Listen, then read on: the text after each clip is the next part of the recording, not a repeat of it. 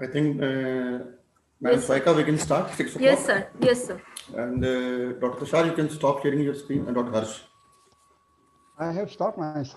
No, Dr. Harsh Chapada is going on. Over to you, Dr. Sarbri Swaika. Dr. Harsh, Yes. please stop sharing your screen. Okay, sir.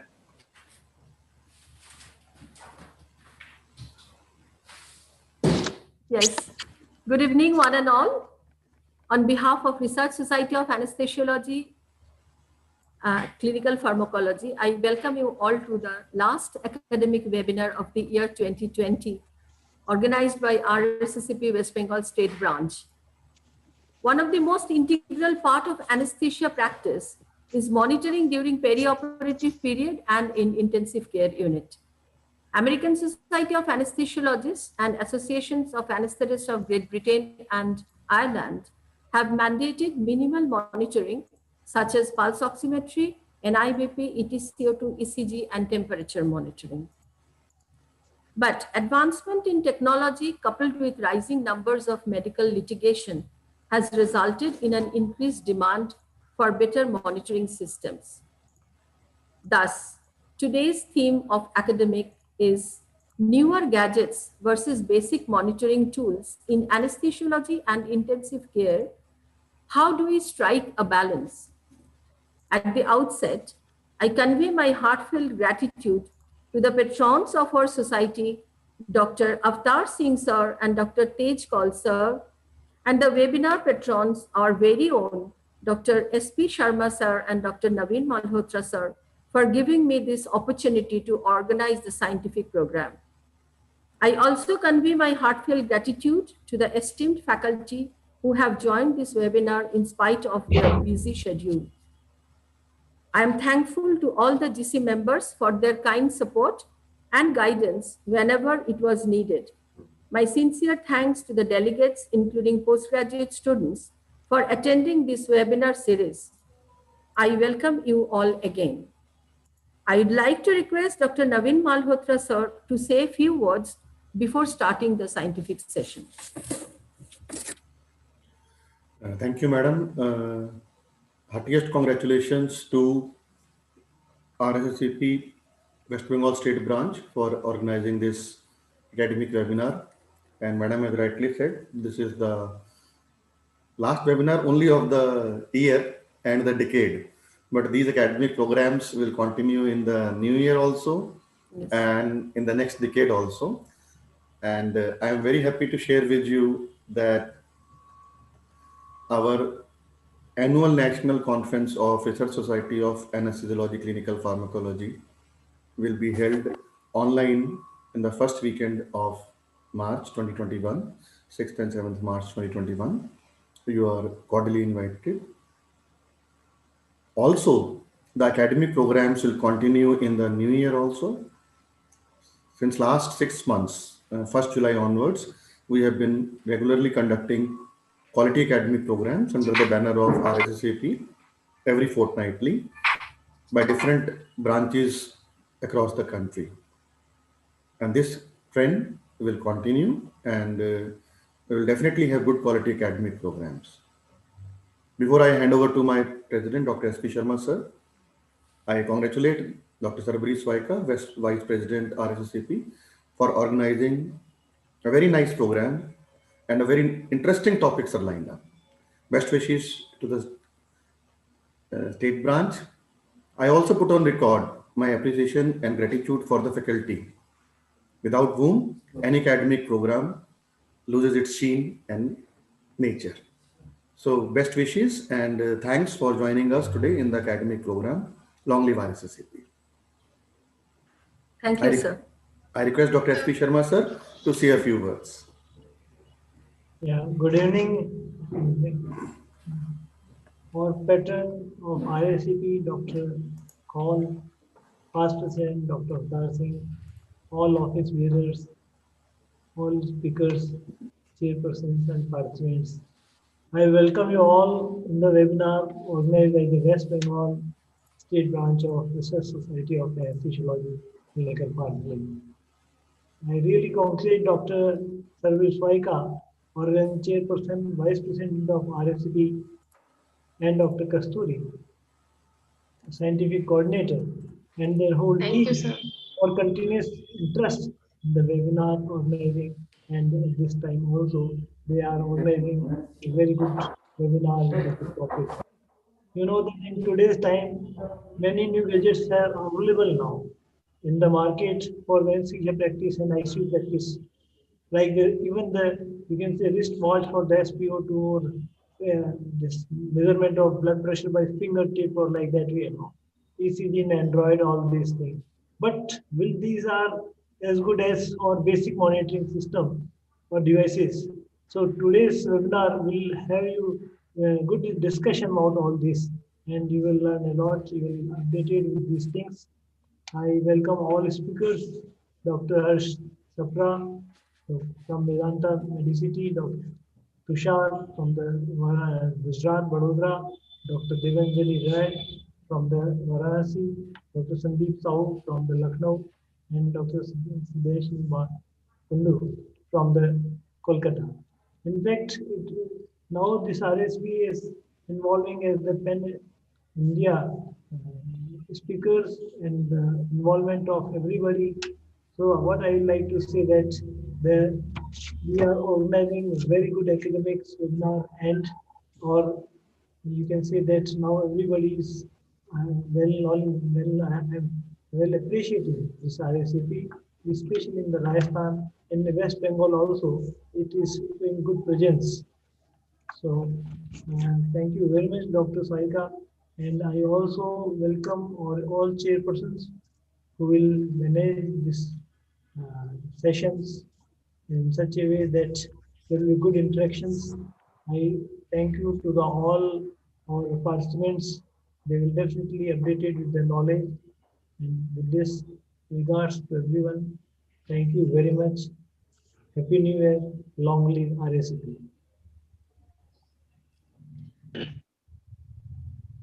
So can I start now, the scientific session? Please, madam. Yeah. So thank you, Dr. Sharma, and thank you, Dr. Naveen Malhotra, sir, for your kind words. And now we will move on to the scientific session, which will be conducted by Dr. Kasturi Hussain Bandopadhyay. She is the Senior Consultant and Academic Coordinator of DMD Training Program at Medica Super Speciality Hospital, Kolkata.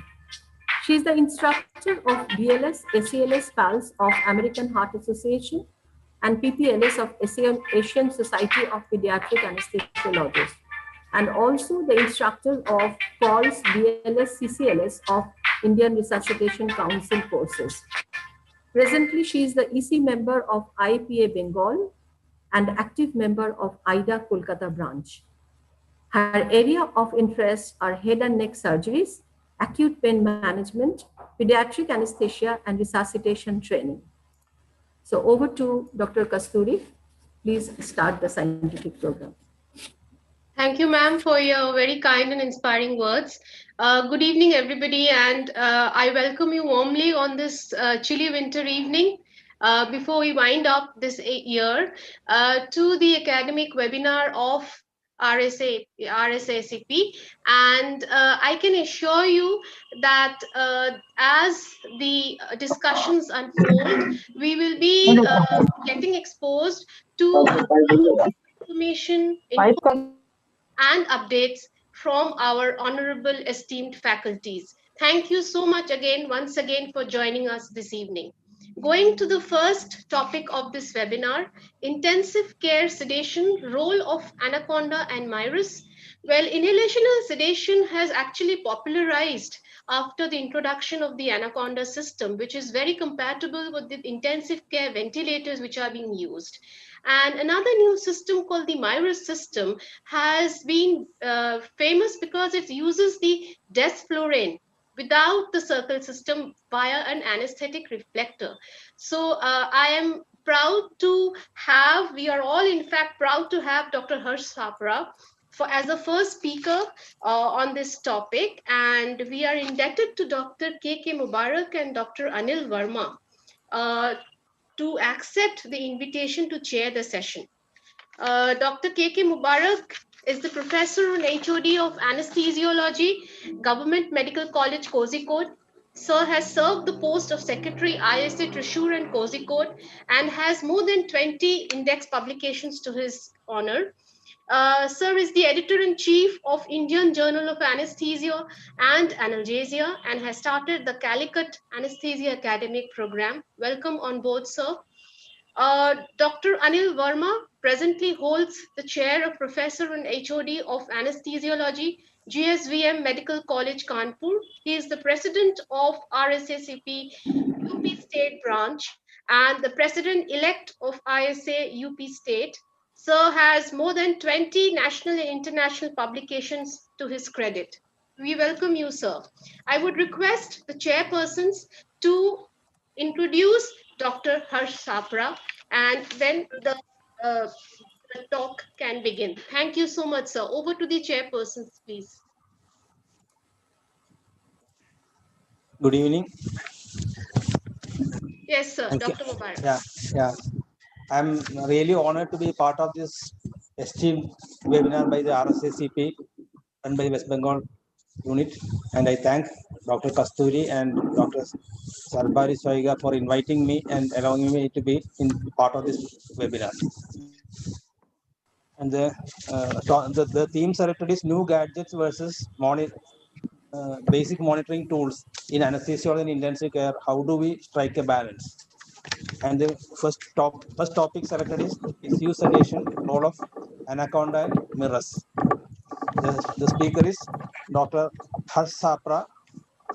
Sir is the director of the neuroanesthesia division of Medanta Medicity from, and Sir has done UG and PG in Aligarh Muslim University. Though I have not been personally interacted with Sir so yet. Going through the biodata, I think he is the right person to have this topic to be presented because he is basically dealing with the neuroanesthesia and critical care.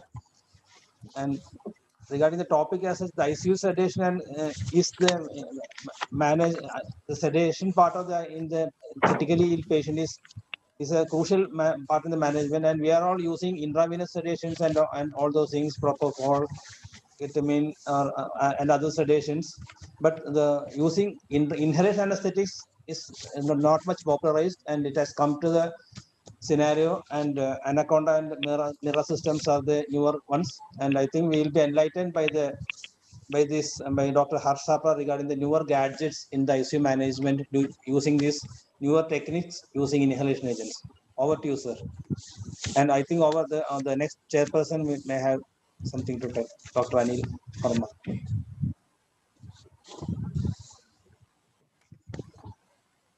Can I start? Dr. Verma.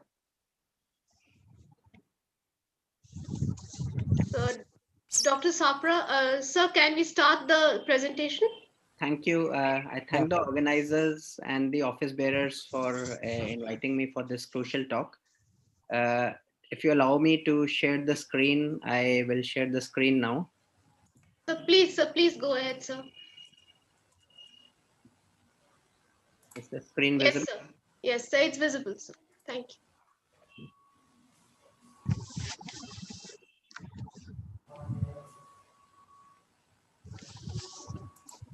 Can I start with the permission of the chairs? Yeah. Please start, sir. Please start, sir. So good evening, everyone. So the topic allocated to me today is intensive care sedation, the role of anaconda and the MIRUS system. So anaconda system has been used by a lot of us, but MIRUS is still a emerging system which is primarily used in Germany, and we haven't had our hands onto the MIRUS system as yet. So first of all, it takes me to the basic question, why do we need sedation? Obviously, sedation is needed to improve patient comfort, decrease pain and anxiety, improve ventilator synchrony, facilitate nursing care, enable invasive diagnostic or therapeutic procedures, and it's neuroprotective in ways in the acute setting, especially in neuro ICUs and where the patients are injured and traumatic brain injuries and comatose patients. And it also reduces sequelae such as post-intensive care, syndromes. So current sedation practices are predominantly, we rely upon benzodiazepines or propofol or ketamine. And commonly we use pseudoanalgesia along with opioids. Here in India, we use a lot of fentanyl and morphine. In the West, a lot of fentanyl and sufentanil is all, fentanyl and remifentanil is also used in ICU sedation. So obviously there are advantages and disadvantages of everything. So obviously benzodiazepines are widely available, inexpensive, familiar to the critical care professionals. But obviously the disadvantages include impacting the awakening times, duration of mechanical ventilation increases, hemodynamic stability, and perhaps maybe some change in the mortality. And prolonged and heavy use may promote withdrawal or delirium or tolerance and long-term neuropsychiatric disorders along with prolonged use of benzodiazepines. Propofol is a very good agent. We all use it day in and day out, but it has its own pitfalls causing hemodynamic instability, hypertriglyceridemia. It also can induce the PRESS syndrome. As regards the new drug which we've been using for a while now, dexmedetomidine, highly selective alpha-2 receptor blocker, increasingly being used for ICU sedation, although it's not a very good analgesic, but is used for conscious sedation and sedation. It can cause tachyphylaxis, and obviously it causes dose-related bradycardia, some amount of hypotension, and agitation with abrupt discontinuation of the drug. Fentanyl we all use as for analgesia. It does not allow for a rapid onset and awakening, and obviously depression of the intestinal motility can interfere with early enteral feeding with fentanyl. So it's time to look at the other way. We've all been going that way, but now it's time that we should look the other way. So my questions are: volatile agents the next thing for sedation for patients in intensive care unit? They have rapid onset and offset of action, no significant tolerance or tachyphylaxis or withdrawal, drug clearance via the pulmonary exhalation, largely excreted by lungs, independent of liver and kidney elimination, which may be an important consideration in patients with end organ dysfunction, and no alteration to renal or hepatic lab markers. Also that they do have anticonvulsive effects, which are very beneficial to me as a neurointensivist.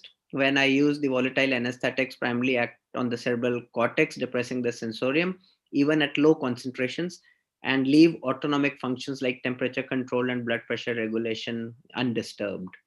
So sevoflurane in low doses concentration prevents encoding of emotionally disturbing information, which can be a major cause of post-traumatic stress disorder as well. So what's holding us back? The use of volatiles in ICU is still off-label, and specialized medical licensing is still lacking. Technical challenge of needing large anesthesia machines, scavenging systems to minimize atmospheric pollution, and limited familiarity of this class of drugs among the intensivists is something which is lacking. So here comes the role of Anaconda. So this is in 2005, the anesthetic conserving device Anaconda, initially designed in Sweden, was marketed for ICU sedation with volatile anesthetic agents. So this is one of my patients with status epilepticus, where I use the Anaconda. So here what we have is a patient connected to the, this I'll go step by step, is the flu-sob. Flu-sob is the flu-sob where it absorbs the carbon dioxide. Then the flu-sob accessory kit, as we see here in this figure, is it connects to the ventilator, and then the gas sampling line, which goes to the gas monitor, and the Natalon line goes from the syringe to the Anaconda device where it pumps in liquid isoflurane. And this is the Anaconda device itself, and the Anaconda syringe is here. So here we have set up the system here, where this is the monitor with the isoflurane. You can see the MAC and the inspiratory expiratory values. This is the flu swab. It's connected to the patient, one to the gas module and one to the evaporator there. So I will play a small video as well here. It's a 3-minute video which will show you how to so this I have borrowed from the marketing people of Anaconda in India. So as you see, this is the system where the flu swab, this is a special device.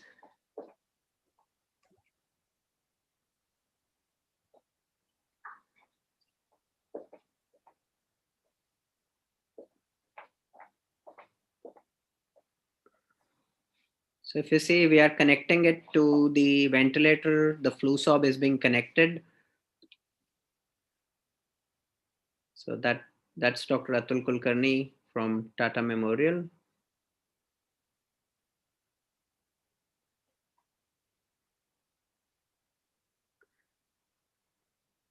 So it has vents there.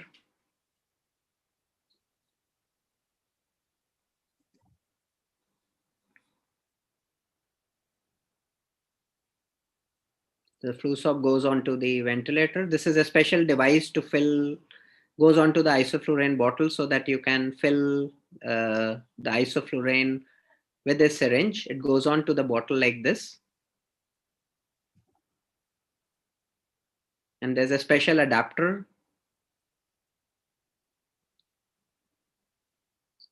So with this adapter, you can fill in the isoflurane.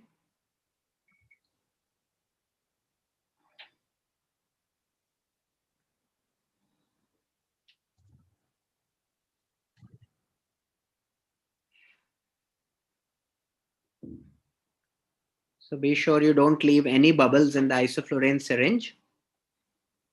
I'll tell you why in a short while. So it generally requires a bolus of the dead space of 1.5, which is the length of the tubing. So that's the device, Anaconda device. So that's your sampling line. So your HME filter comes off and the Anaconda goes on. Anaconda has a inbuilt HME filter as well. So you do not require a HME filter along with the Anaconda. The reflector and the HME filter are there in the device. So as you see, generally it would last you 24 hours. So that's your sampling line onto the monitor.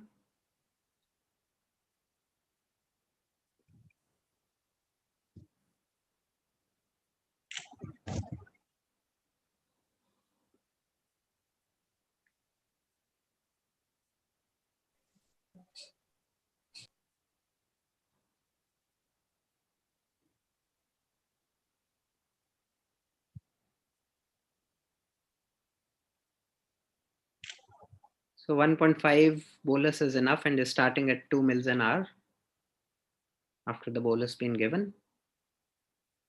Then you can see the patient nicely sedated.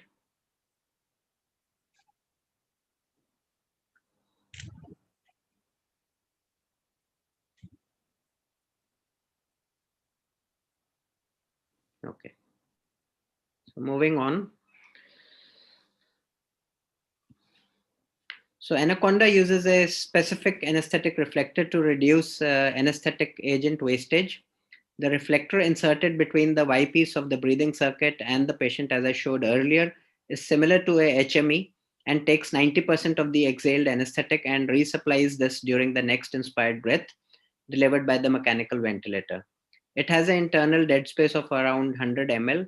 So obviously it can be used with standard ICU ventilators.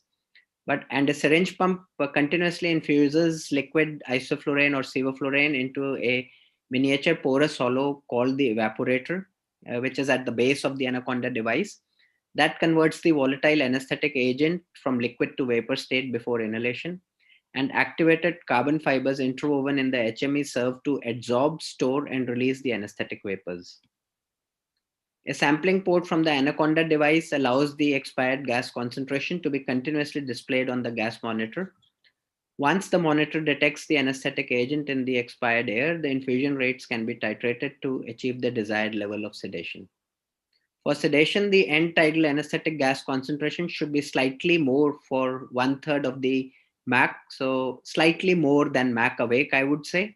And for isoflurane, a good rate would be between 2 to 5 ml per hour, and for sevoflurane around 2 to 6 ml per hour to provide acceptable sedation. You can titrate it downwards up or upwards down as you please. The reflecting system of the device is 10 ml of anesthetic vapor contained in one expired breath, so of approximately 1% volume.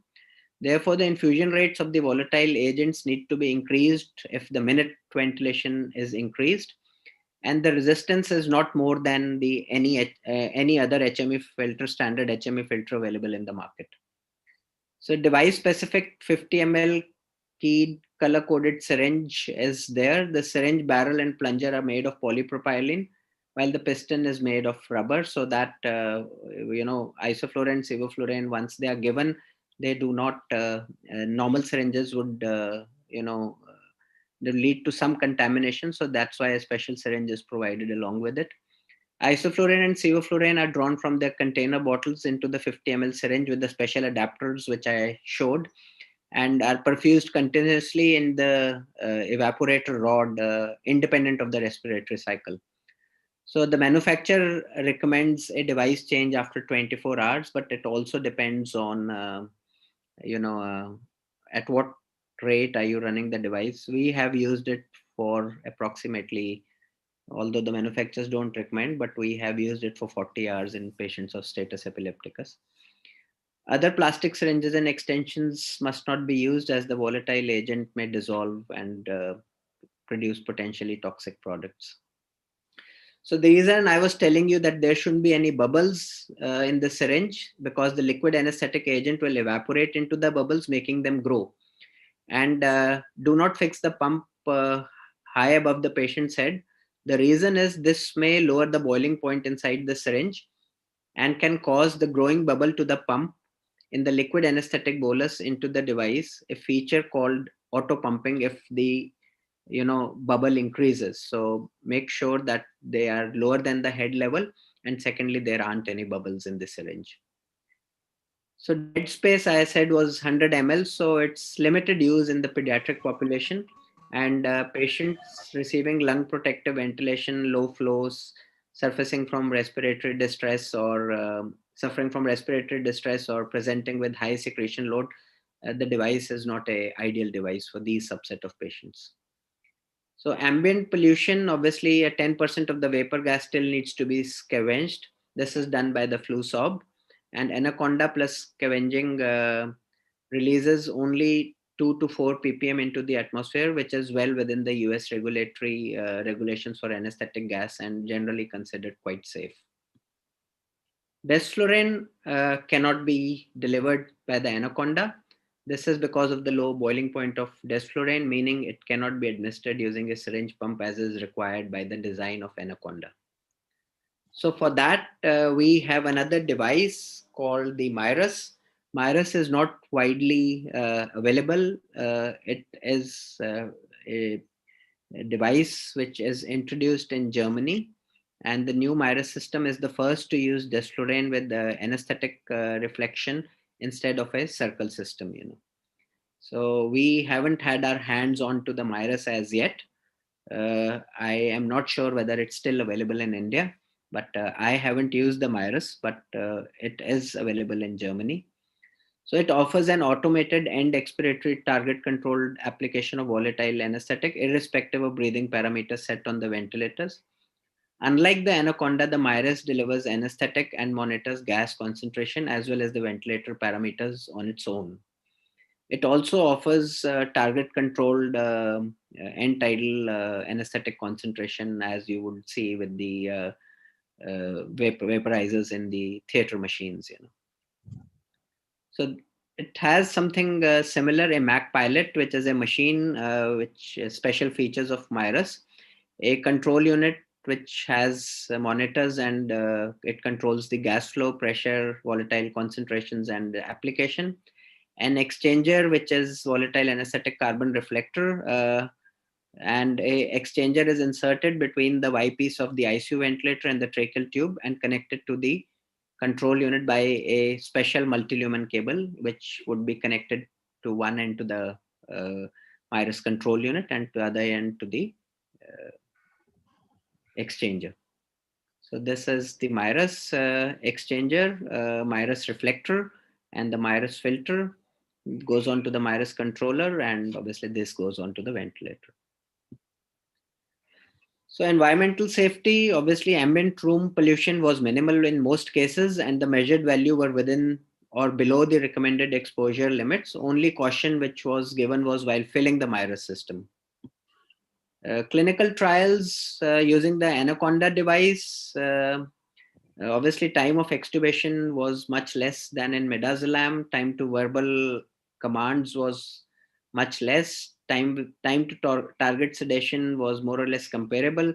Opioid requirement was less in the isoflurane group, and there was no difference in patient mortality.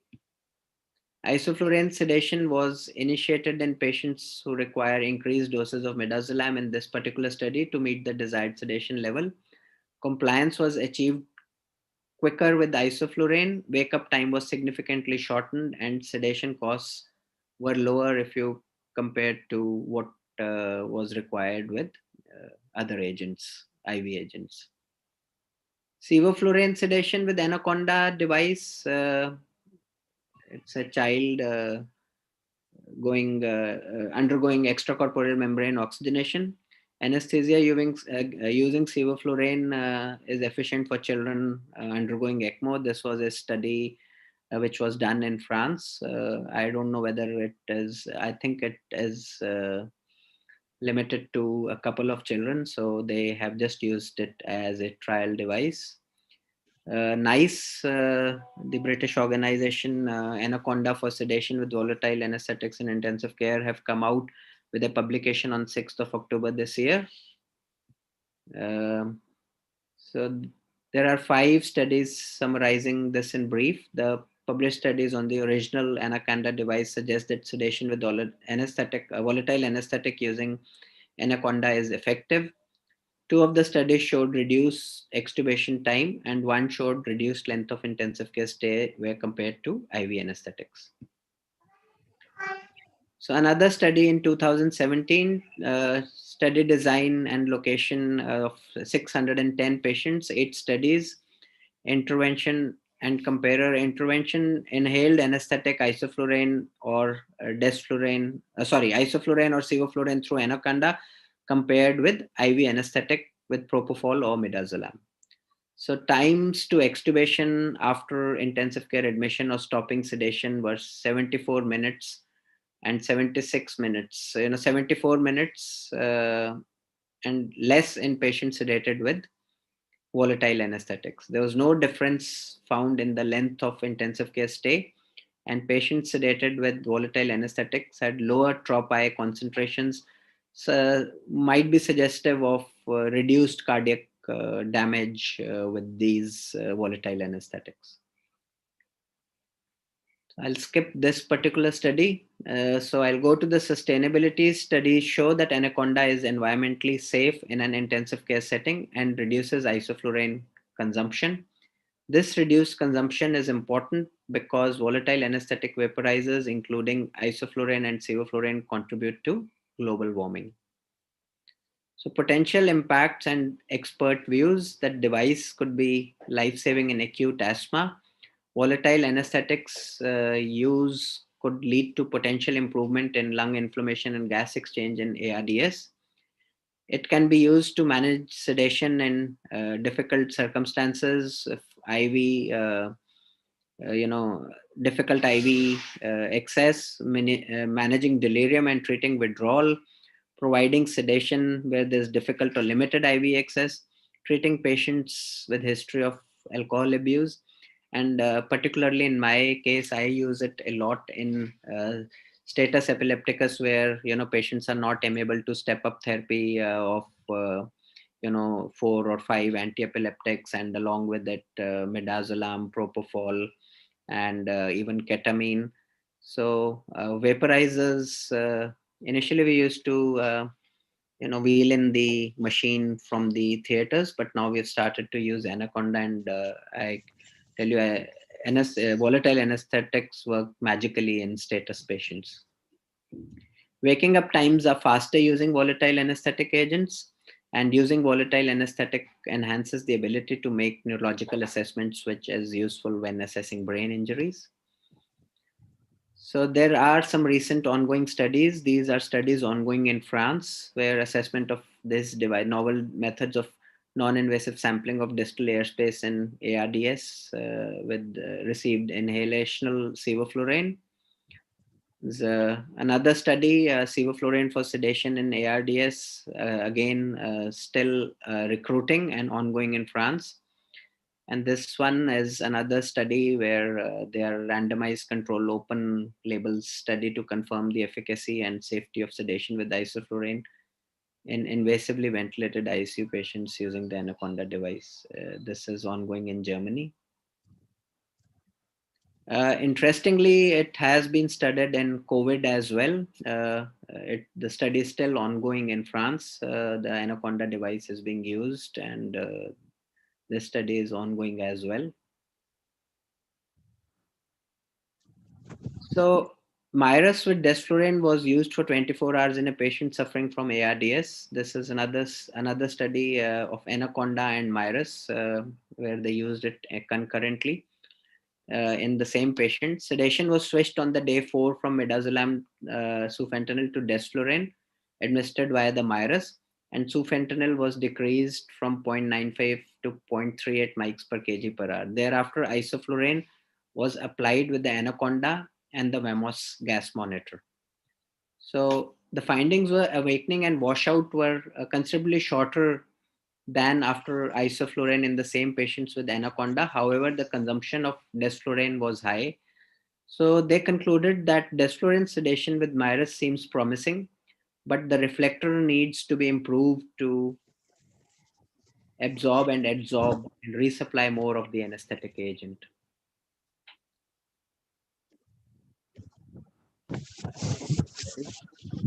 I'll just skip the study.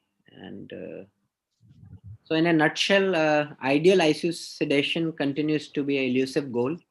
The need of the hour is to adapt to the newer modes of sedation that allow for rapid titration, faster wake up, and extubation and discharge. With excellent pharmacokinetic and favorable side effects, volatile anesthetic agents can prove to be a game changer for ICU sedation, resulting in improved patient care and outcome. Anesthetic consumption using the Anaconda or Mirus device has been shown to equivalent to that of conventional circle system. Pure drug costs have also been shown to be either less or comparable to the conventional IV agents. More importantly, patients receiving volatile anesthetic for sedation spend a shorter time on ventilator and could be discharged home faster than patients on conventional IV sedatives.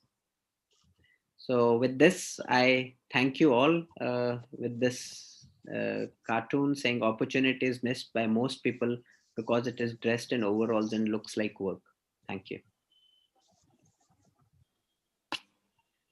Thank you, Dr. Sapra, for a very lucid and informative talk. We are open to questions from the chat box. So can we start, sir? Can we start, Yes, Dr. Sapra? The first question is, where is the FluZorb attached? Well, you did mention it at the beginning of your talk. I showed it on Yes. the video as well. It's attached to the Yes. ventilator. One of the ports on the exhalatory So port. how do you ensure that the extension line from the syringe pump is not connected to IV by mistake? How do you, sorry? How do you ensure that the extension line from the syringe pump is not connected to IV by mistake? That's what. Sir, I think that has to be ensured by the person using it. There is no way to ensure that it's not wrongly connected, because it would, if you put it IV, it would go IV. So it has to be, it has to be unfortunately ensured by the operator that all things are connected properly. So the users have to get used to using it, and it has to be the same team who uses it time in and time out. And the next question comes: for how long the inhalation agents can be used for ICU sedation? Sir, Like we how, have used, in a status patient, we have used isoflurane for 20 days. That's the maximum I have used it. But generally, the patients respond immediately. Say if I talk about a suprarefractory status epilepticus, lot of 50% of the patients would have a isoelectric EEG in say 20 to 25 minutes. But sometimes on withdrawal of the anesthetic agent, the seizures start reoccurring again. So you have to wean them slowly as well.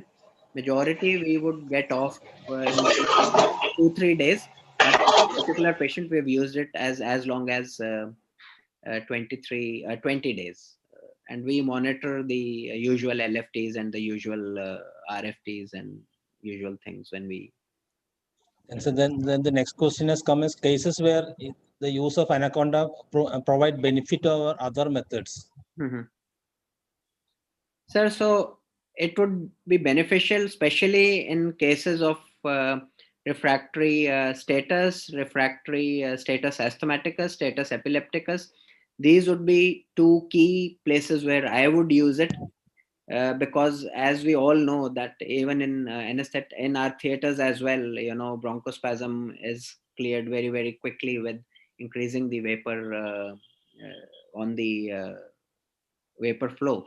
And similarly, we have used it in status epilepticus as well, where we use isoelectric EEG fairly quickly, where all IV agents and anti-epileptics are not working. So these would be my two main places of interest where I would use it. Rest, I think I am not sure, although the studies do show that it is cheaper than IV, but in my experience, it doesn't turn out to be cheaper if you look at the cost of IV anesthetic agents in India. So maybe there are international studies, the IV anesthetics are more expensive there, but in India, I think it turns out to be dearer. But at the same time, these are the clinical conditions which have certainly shown benefit with the Anaconda device. I think that the next question has already been answered. Can it be used in prolonged ventilation? I think you have answered it already. And what about the toxicity of volatile anesthetics? So they are exhaled, and so we haven't noticed any problems using it for longer periods as well. Sir, I would like to ask one question. Can you use like vaporizers? Are there agent specific anaconda equipments, or can you use the same thing in isoflurane and sevoflurane, the same Same equipment? Anaconda can be used either with isoflurane or sevoflurane, but Mirus can use desflurane as well. Desflurane cannot be used because of its boiling point. It cannot be used in an IV syringe. But Anaconda can be used for the two agents, and Mirus can be used for all the agents actually. The approximate cost of the system anaconda in India? Any idea? Sir, Anaconda, the whole system, including the device and the flu swab and the syringe, the whole system costs around 20,000 rupees. The adapter for filling the drug is provided by the company, but the adapter itself for the drawing syringe is a special adapter that costs around 25,000 rupees, but that is a one-time thing which the company gives it to you once you start using the Anaconda. So you find it cost effective? So the Anaconda itself needs replacement after 24 to 48 hours, but the flu swab can go up to 90 hours or say 90 hours, or I would say, approximately 72 to 90 hours. So Anaconda needs changed after 1.5 days, and Anaconda, the reflector would cost you around, I think it's 9 or 11,000 rupees. What's the running cost? Running cost is the same, sir. You just need to have the same ventilator and the same syringe. It runs at 2 to 3 mils. Isoflurane runs at 3 mils an hour. Isoflurane is pretty cheap, so running cost is not much, sir. Okay, then those questions already come here. Then has Anaconda tried to incorporate feedback system into software where we just have to adjust the MAC value and other things are done automatically even with changing minute ventilation? That's a question. Anaconda is a manual device, so it's the other way around. You have to look at your MAC and increase or decrease the isoflurane flow rate between 2 to 5 ml in isoflurane, not the other way around. It is not a computerized system where the MAC would be controlled automatically, but the Mirus can do that. But then there would be an initial cost for the equipment of Mirus as well, as you compare it to the Anaconda. It's a more of a manual system where you have to do the things yourself. Okay, sir, thank you. Those are the questions which has come in the chat box. Thank Yeah, you, over to Dr. Kasturi. Dr. Dr. Verma, Sapra. Dr. Anil Verma, sir. Yes, can you put in your inputs? Good evening, Dr. Kasturi. Good evening, sir. Good evening to Dr. Sarvari, Dr. Malhotra, sir. Good evening. And because I just joined the session a little 5 to 6 minutes late, Dr. Sapra is quite interesting the use of Anaconda because I am quite fond of the sedation, specifically in the intensive care. My two queries. One, that you have used this Anaconda for the sedation purpose for the two particular patients, what with the status epilepticus and status asthmaticus sort of.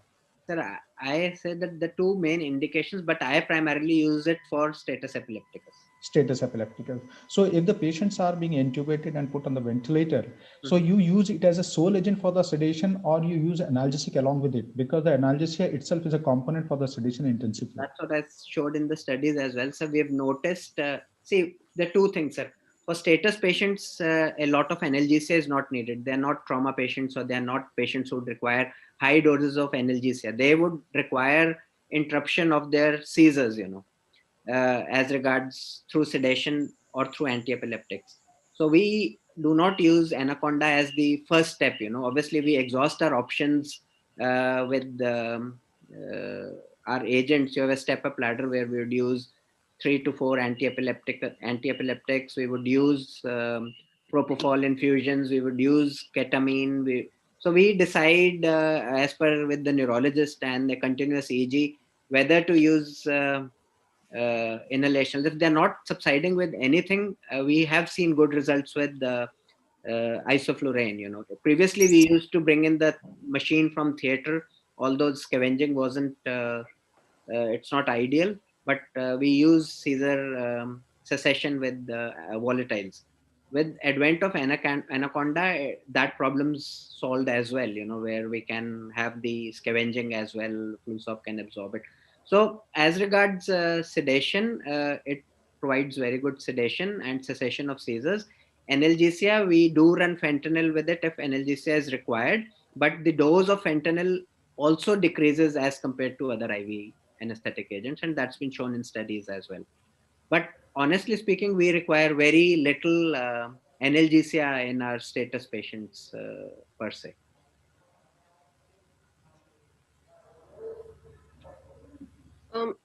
Is probably that's all about the questions, is it, sir? The chairs, please. Dr. Mubarak, Dr. Verma. Any more discussions, or can we go on to our next topic? I think we have overshot the time schedule, I think. Yes.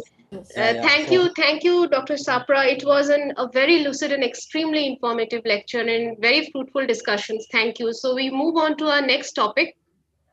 Okay, ma'am. Thank you, sir. Groundbreaking advances of gadgets in anesthesia practice. Technological advances in the last several decades has actually revolutionized the monitoring technology, gadgets, tools, as well as their clinical applications, and not only in patients who are being cared in the perioperative period, but also for patients who are cared in the intensive care unit, and even ambulatory patients. So, and they have all collectively built up a very good quality improvement for patient care. We are very proud and honored to have Dr. Tushar Chokshi as a speaker for this talk. And we are incredibly pleased to have Dr. Ashok Kumar and Dr. Naveen Malhotra with us as chairpersons for this session. Um, Dr. Ashok Kumar, sir, is a professor and HOD of Anesthesia, Nalanda Medical College, Patna. He is the ex-vice president of RSACP, ex-secretary ISA East Zone, and ex-president ISA Bihar Jharkhand branch. And sir has numerous publications in various national and international journals to his credit. We welcome you on board, sir. Dr. Naveen Malhotra hardly needs any formal introduction. Presently, the professor in anesthesiology and head of Department of Pain Management Center, PGIMS, Rohtak, Haryana. Dr. Malhotra holds the esteemed post of Honorary Secretary of RSACP National and ISA National, and it is needless to say that he has been leading us with unparalleled zest and enthusiasm. Good evening, sir. Please, we welcome you on board. Thank We would request the chair to kindly introduce Dr. Tushar and so that we can begin the next presentation. Thank you, Dr. Sarbris Vaika and Dr. Kasturi, my respected Dr. Ashok Kumar, sir. And after a very nice talk by Dr. Harsh Sapra, thank you, Dr. Harsh, for joining us today and interacting us on a very new topic. After that, thank you, Dr. Harsh. And after that, we have got another great friend, Dr. Tushar Choksi, who shall be talking about another important and interesting topic, groundbreaking advances of gadgets in anesthesia practice. And Dr. Tushar Choksi is a person happy go-to-lucky fellow and always believe in exchange of knowledge. At present, he is working as a consultant private practitioner in Vadodara, Gujarat, and he has got 30 years of experience in TIVA, OFA, NORA, Euro anesthesia, lap anesthesia, ENT anesthesia, pediatric anesthesia, and he's also a visual storyteller and vlogger, and he's affiliated to numerous hospitals in Baroda, and he has been founder of TIVA and OFA Facebook groups in India. He has been invited as a speaker to numerous national and international conferences. He was instrumental in starting numerous smartphone and teleanesthesia practices in India and infographics in anesthesia. That is his, I can say, we are regularly enriched by his infographics almost every week on one on another drug or technique. So we look forward to listening from Dr. Tushar Choksi on a very interesting topic. With the permission of Dr. Ashok Kumar, I invite Dr. Tushar Choksi to please start his talk.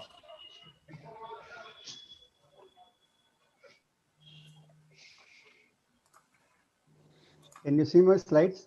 Yes.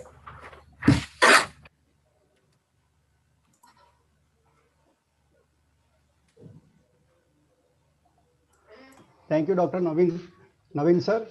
And I am very obliged to give my topic on this from RSACP West Bengal branch.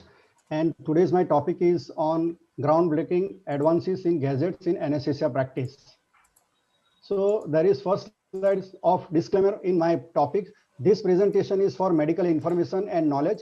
It specifies that it helps in medical practice, and the use of these innovative and newer gadget informations are subject to individual preference. Further, users are advised to seek professional medical assistance if they want to use. Now I have classified these gadgets in 5 categories. There are pre-operative gadgets, anesthesia related gadgets, operation theater related gadgets, medical gadgets, and post-operative gadgets. Now this presentation is more on pictures with short description of innovative gadgets. So you enjoy this presentation. So first we will go with the very basic vital parameters, blood pressure. We have seen that our blood pressure instrument with multipara monitors and everything. But you see in these slides, there are finger blood pressure monitor, wrist blood pressure monitor, cuffless blood pressure monitor, then wireless blood pressure monitors are available in the market. This finger blood pressure monitor with measures with only finger, wrist blood pressure monitor measures from the wrist, and this cuffless blood pressure monitor, this Taiwan company FreeScan, here the instrument can be kept on the radial artery and it directly measures the blood pressure. And this wireless blood pressure monitor from iHealth, this will give the results on our smartphone. Believe me, all these smart gadgets are available through the wireless or Wi-Fi or Bluetooth with the smartphone, or with the attachment through the audio jack or with the power jack.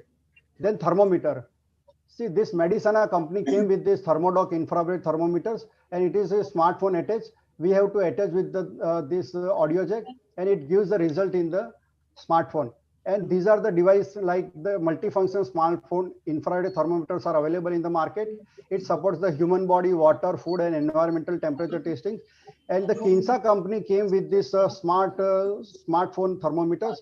And the first one is with for the pediatric patient. The beauty is that if the pediatric patients are put on this thermometer and it shows the smiley over the smartphone, so pediatric patient likes it. And this type of the thermometer it comes with the attachment with the this smartphone, and this is for the adult. So it tells your temperature, offers real-time guidance on what to do next, tracks fever, symptoms, medications, and diagnosis for you, and sends your health details straight to your doctor and lets you know if fever is cause for concern. Then weighing scale. This is a typical weighing scale. It works with the Wi-Fi Core Smart Scale, and it measures the 9 aspect of the your body composition with only medical grade scale. It measures weight, lean mass, body water, bone mass, muscle mass, BMI, body fat, visceral fat rating, and daily calorie intake. So it is a very useful for the all these hospitals. Then we came with this pulse oximeter. We have seen regularly in this COVID pandemic finger pulse oximeter, but this is a ring pulse oximeter. Just like a ring, we have to wear on the finger, and it will shows in the results will be shown in this display. Then wrist pulse oximeter. Again, neonatal patients will be put in neonatal ICU with the neonatal disposable pulse oximeter. That is a wrist pulse oximeter, and this is a wireless pulse oximeter through Bluetooth. I am using this from iHealth since last 7 years, and I'm very happy. When I'm sitting outside my OT, then I can see my on my iPhone, this iPhone, through this app, my patient's SpO2. And this again another attachment. Sorry, another attachment from eye oximeter is available from the SafeHeart, where you can attach this probe directly on your smartphone, and it shows the result on this smartphone.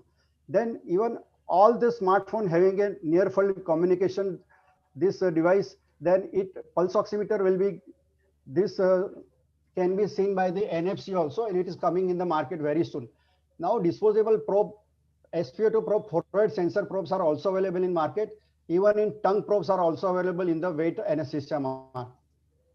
Then this BioBit company from Israel came with the this wrist type of the watch, and this measures pulse rate, blood pressure, and SpO2 both. So it is very useful in this all the patients who are on the post-operative period. Then Massimo company came with the oximeter to measure respiratory rate in children and adult. So it measures SpO2 plus respiratory rate from the plethysmograph. And Massimo again came with the oxygen reserve index. It measures the oxygen reserve index, but it nicely gives the advance warning of the impending desaturation in these machines. Then people came with the first response monitor. It tracks the heart rate with respiratory rate in multiple trauma patients. It is just a nose clip, like it clips onto the nose and immediately begins the monitoring, and it shows the heart rate plus respiratory rate. Then people came with the smallest size of the like smartphone size of the handheld pulse oximeter with blood pressure, like PM50 ambulatory SpO2 with NIBP and Quantica 08 digital blood pressure monitor with SpO2. People also came with the handheld pulse oximeter with capnograph, like Burton's and Smith Medical. They came with the very small instrument, like again smartphone size. This attached with this even in smartphone also, and the smartphones like instruments, and handheld pulse oximeter with capnograph. Then if you are fed up with your regular stethoscope, then these are the smart stethoscopes are available in the world. The first stethoscope is Vioscope. This is a smartphone enabled stethoscope approved by FDA. Then this is the smallest powerful thinkling, just plug in and practice. This is the smallest size of the stethoscopes available in the world. Then people came with the Ecoro, where the machines could be put on the patient's chest or backside of the chest, and the results will be shown in your iPad or your in smartphone. Then this Cambridge Medical came with the Ecoscope, which shows the integrated electronic stethoscopes and electrocardiogram in the same stethoscope. And Japanese people came with the Uscope. If you are fed up with your routine stethoscopes, then it is a completely redesigned stethoscope for improved ergonomics. It reduces the pressure on the ears and comfortably fit while wearing it. Now, if you go to smartphone ECG machines, Then this is a live core cardia mobile EKG. I am using since last 5 years this EKG there, where we can attach two pad on our smartphone backsides, and we can take this from our palm with EKG on our smartphone. Then people came with a smartphone Cardio Defender. It is a world first ECG system which delivers hospital-based quality ECG and arrhythmia analyzed by the integrated unique smart software. And this is Mobmon, available in 75,000 rupees. It is a smartphone-based 12 lead ECG machine and with pulse oximeter. Then this is a smart defibrillators. This is Australian company Indiegogo came with this smartphone defibrillator. Here the beauty is that it will go in AED mode as soon as the two pads are pulled out from the backside of the smartphone case. And it immediately dials the country's emergency number, and it gives the means locates the locations, and it gives the immediately it gives the instruction to the rescuer. And this is the from Lateral company A4 size defibrillator, and it works on the Bluetooth wireless transceiver module and smallest and textbook size. It works on the presenting VF, and it determines the initial therapy, whether we should give shock first or CPR first. And these are the implantable defibrillators, which are the even the heart attacks or cardiac arrest is there, then it gives the defibrillation from the inside the body. Then this is rescue CPR system, where two parts are there: rescue pump and rescue POD. The rescue pump delivers optimal chest compression on every stroke, and rescue POD used by another person delivers proper amount of air to oxygenate. And this is a crick spice. If there is bad things, then if the patients are arrested during intubation or extubation, then cricothyroidotomy, it speeds up the process and leaves less room for the error to speed up the cricothyroidotomy. It then breaks up to reveal the port through which an endotracheal tube is inserted. The beauty part is that it is a very simple instrument to use, and no need, it will be finished within 1 minute also. And these are the smart glucometers. Now again, smartphone is used as a this glucometer, glucose monitoring system. It works wirelessly with smartphone. Again, this iHealth company came with this, and these are the attachments are available in the market from Amazon. It are hardly cost 500 to 600 rupees. And this is a glucowise. This is non-invasive blood glucose concentration to be measured at the capillary level. The glucose levels are extracted by a non-invasive technique. It utilizes two unique technologies: high frequency radio waves and integrated nano composite film. Here, no need to penetrate the skin by lancet. And this is a Dario glucometer. Dario is a warm colored gadget which includes much more than a regular glucometer, a lancing device to provoking a small blood flow, and it connects to your smartphone.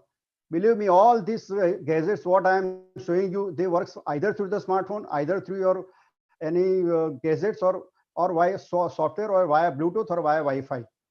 And this is a sugar bead. It is a pain-free, non-invasive.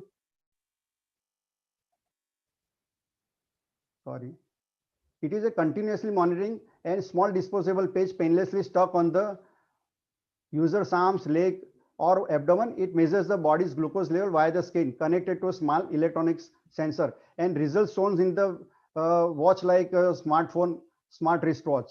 There is a even not from the blood we can measure the sugar from the blood. We can measure the sugar even from our tears also. So people came with the NovioSense. It is like the flexible ocular insert for glucose measurement. It is a small and flexible spring-like device, 2 centimeter in length and 1.5 millimeter in diameter. Device measures minute changes in the glucose level in the tears that are representative of blood glucose level, uses wireless data. And the Google and with Novartis company came with the smart contact lens glucose monitoring. It measures continuous glucose levels in the tears by nanotechnology, and it is very useful in our anesthetized patients. And these are the smart spirometers. These smart spirometers, we can attach all these types of these instruments on our smartphone directly with the audio jack or this power jack, and it flawlessly connects to your smartphone so that you can easily see and share the result to the test. And this is the non-invasive hemoglobin measurement that is from Orsense, non-invasive blood analytes monitor. It works on occlusion spectroscopy. It measures blood hemoglobin, pulse oximeter, and pulse rate. And Massimo came with the RAID 57. It measures the oxygen saturation, pulse rate, perfusion index, and pleth variability index. And if it is upgraded with pronto pulse oximeter, then it measures the all sets of hemoglobin measurement like this total hemoglobin, methemoglobin, carboxyhemoglobin, and total arterial oxygen content. And then Netanyahu-based company from Israel, Tytocare, came with this for pre-anesthetic checkup and telemedicine. And this small instrument, which is very palm size instrument, and this device includes regular stethoscope, thermometer, otoscope, built-in camera, and tongue depressor. So it is very useful for the PAC and telemedicines. Then people came with the vital patch. It is a banded like disposable vital signs monitor and shows result on a smartphone. It measures single lead ECG, heart rate, PR interval, respiratory rate, skin temperature, body posture, fall detection, and activity, including steps. So it is very useful in the ICU setups and the results will be shown in our smartphone or in the computer. Even our sweat will also measure the biochemistry and glucose level. So people came with the sweat sensor also. Then smart vein finders. Routinely, we are using whatever the smart vein finders. If we are fed up, then Google came with the Google glasses, and even the ultrasonography guided this wearable infrared glasses for venipunctures are also available. Then there is a small instrument that is a tap at home blood collection system. It is very tiny, around 3 centimeter of size. It nearly painlessly collects the blood. The single-use device features micro needles that penetrate the skin without the causing significant pain. And if you are giving injection intramuscularly to hemophilia patients or something like bleeding disorders patient, then self-sealing needles for preventing blood loss after injection. It is a biodegradable polymer coating that can plug an injection site called chitosan. And there is again valinovascular new needle-free blood flow device available. It's a new version of its needle-free blood draw device. The product is connected to a peripheral IV catheter and allows drawing the blood straight into syringe or attached vacuum tube. Patients already on a peripheral IV don't have to undergo traditional venipuncture. It's a very good innovation. Then there is a smart vein flows. Delta vein close system came with the peripheral IV catheter. It reduces the risk of the exposure to the patients. It contains the two ports with chamber and there's the lock system. It is available in wide range of gauge from 16 to 26. And this IV cannula with integrated three-way is available in the market. So no need to go for extra three-way stopcock. Then safety IV cannula with injection valves are available. When you insert a vein flow, then your needle goes straight away into your safety chamber. And this type of vein flows, when the needle comes out, and the needle tips are covered by the umbrella, so there is a safety needle in a vein flow. And Mahurkar, Dr. Mahurkar, he is from Indian origin. He came with the Mahurkar smart syringe, and there is no possible reuse. The needle holder is locked to the plunger. After use, the entire syringe is interlocked. So needle will go directly in the plunger after injecting in the muscles. Then there is a smart adhesive bandage, 8-tack.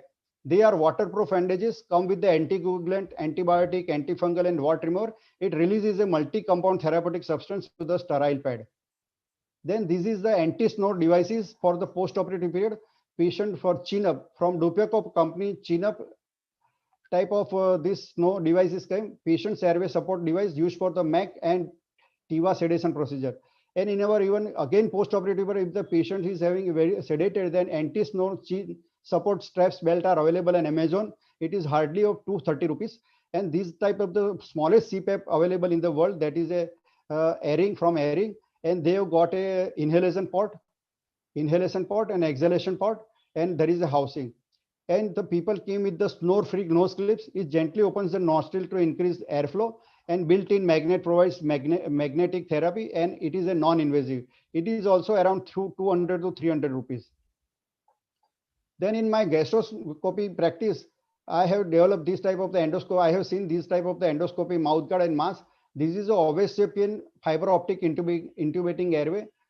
This is a VBM endoscope mask. This will be attached directly to our trolley, and the scope, gastroscope or fiber optic scope go through this. Then this is OxyGuard, oxygenating mouthguard. It is a unique oxygen nasal port. Here the oxygen ports are different, and we can give oxygen through this port. Easy and safe to use. It delivers oxygen to both the mouth and nose. It saves time, efforts, improves patient comfort, and it is a disposable. Then penis mouth guard for ERCP anesthesia. There are two ports, one port for the oxygen and a second port for the capnography. So this is a very good instrument for in the ERCP patients or with the prone position endoscopy for. And these are the endoscopy supraglottic airway devices are available. This is a LMA gastro airway, where one port is for the gastroscope and one port is for our tube connections. That is for our trolley. And this is again a laryngeal tube. That is also two connector, gastrolaryngeal tube, one for the scope and one for the endoscopy lumen. Then different nasal and endotracheal tubes are also available. Nasoflow company came with the Nasoflow and nasopharyngeal airway device. It allows for direct oxygen delivery. The beauty part is also that they have got an optional respiratory indicator with or without hyperbole. So it can measure even the capnography also. Then Hylar microcraft subglottic suctioning endotracheal tube. That is, they have a separate channel for the separate cup for this endotracheal suctioning. Then Endoflex endotracheal tube. No need for the stylet to introduce in this endotracheal tube. The distal part of this endotracheal tube will be flexed or deflexed around according to our laryngoscopy view. Then from Chinese company, one of the Chinese the scientists came with the nasal jet tube or nasal jet endotracheal tube. Both are very good for this and jet ventilation. Then 3M company came with the newly marketed Durapur advanced surgical tape. The new product adheres the skin, various tubes, and to itself when its surface is moist, having different textures. In humid environment, the tape is designed to perform well. Up till now, we have seen the hinge type of the laryngoscope. This is the Macintosh switch style laryngoscope. So it is like a screw type. Then Rodinia company came with the Tilke Magill's forceps for easier and safer nasotracheal intubation. So here the endotracheal tube will be catch very nicely. And in for pediatric anesthesia, scented anesthesia mask available. It improves the patient's tolerance and reduce the children's pre-surgery anxiety. These are the different scents we can use with this anesthesia mask. Then for pediatric sedation, this Exxon sedation masks are available for dentistry and orthopedic surgery. And these are the scented masks designed to optimize the comfort and minimize the anxiety, lightweight and stays out of the way of the nose. There is no prongs, so it directly attach over the nose. And this is there is a unique system for unique system. Hello. There is a unique system to administer the pediatric patient outside the operation theater. It is a servo. The dragon uses fire breath to distract kids from the getting sevoflurane anesthesia. It is used during the sevoflurane inhalation anesthesia induction. And the beauty is that the childs are instructed to see on the TV screen, and he is given a sevoflurane mask. And when he is instructed to take deep inhalation or deep exhalation, at the same time that the dragon also exhales and inhales, and the childs are instructed to take the deep breath and deep inhalation or deep exhalation, then there's again this dragon will do that same job. So the child will enjoy and it goes into sleep. And this is a SATline monitor, children's brain under anesthesia from the Massimo.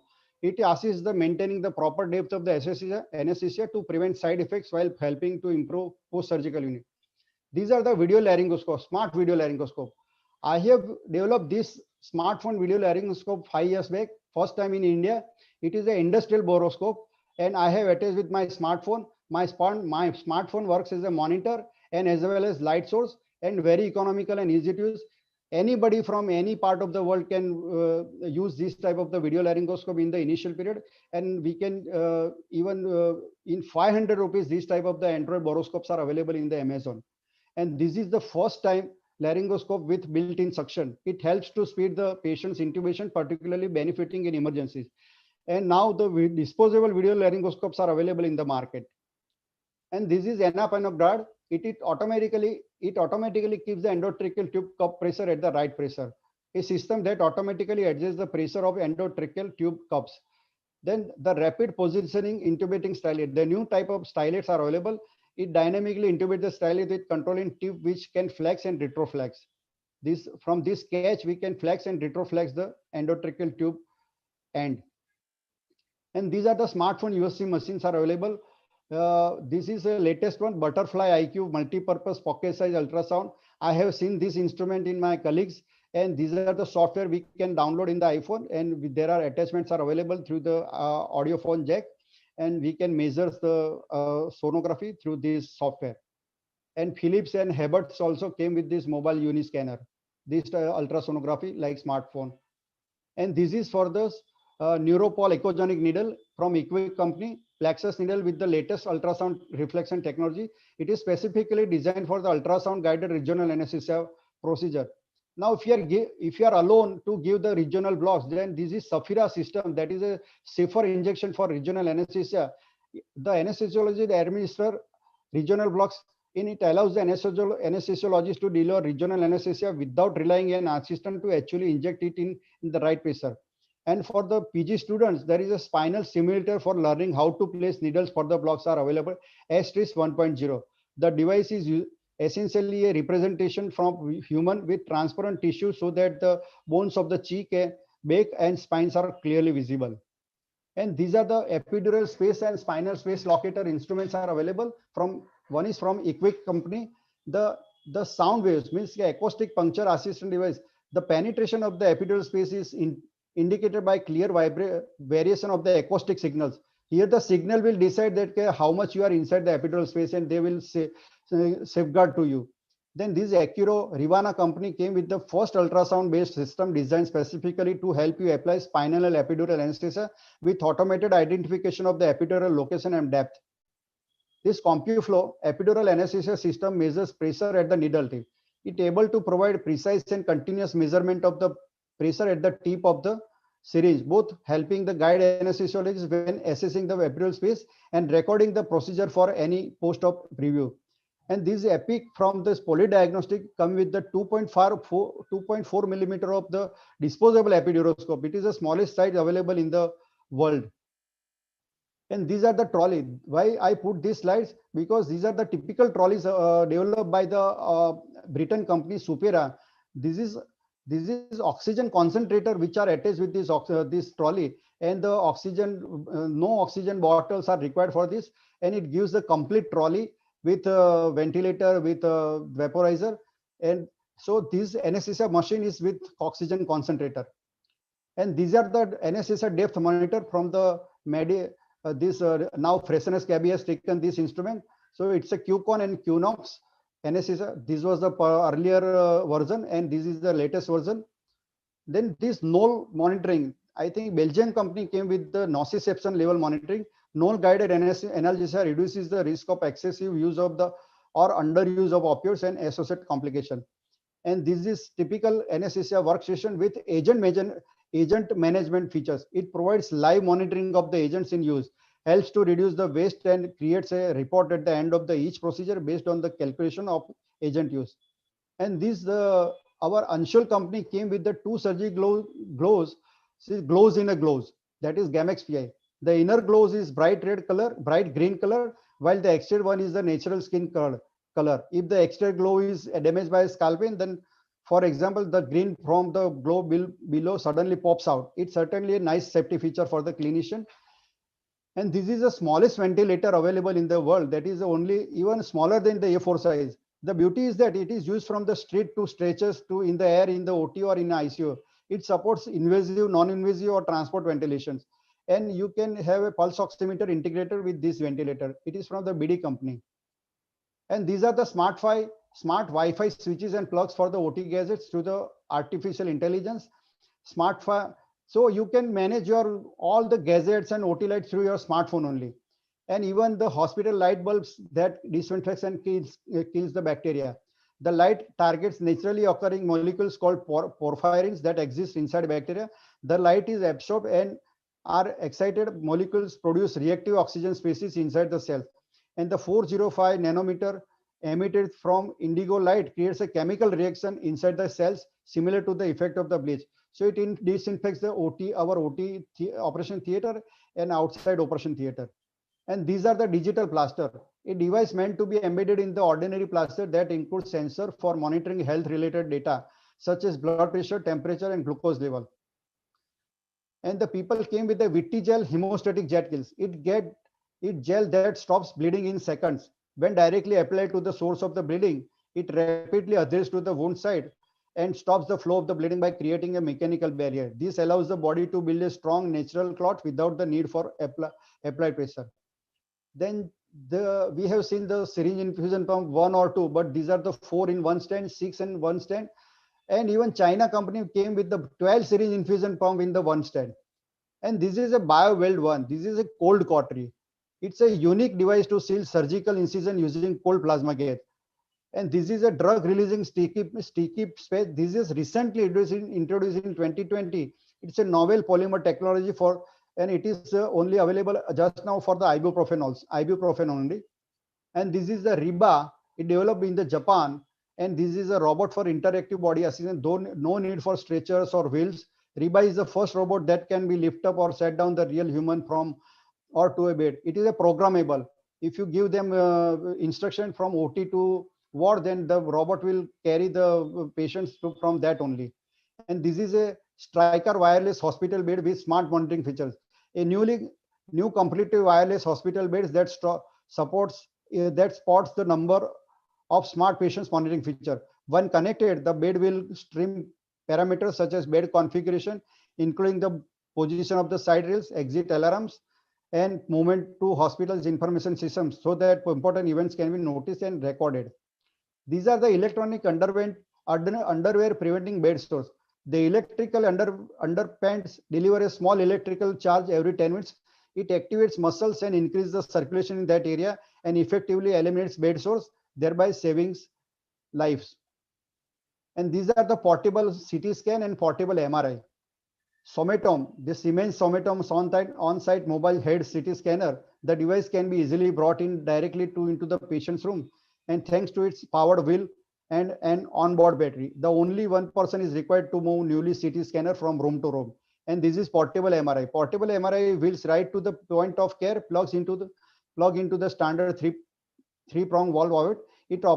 It's operated through a tablets that wirelessly connect to the MRI machines. Hyperfin company. And these are the MRI compatible IV infusion from M-Radium 3860 Plus. It is the world's only non-magnetic IV infusion pump. It is safe to use around MRI machines up to 3.0 Tesla. The device can pump dose from zero point 0.1 to 1400 ml per hour. And this is A-lung hemolung respiratory dialysis system. Hemolung respiratory assist system that removes the carbon dioxide from the blood, letting the lung rest without having to undergo ventilation. It saves the patient from sedation, intubations, ventilator, and associated pneumonia and other complications. Believe me, I have collected all these gadgets. I have more than 500 gadgets on my computer, but specifically for this topic, I have selected these 150 gadgets. And for this all works through the smartphone or by artificial intelligence, by Wi-Fi or by Bluetooth. Thank you.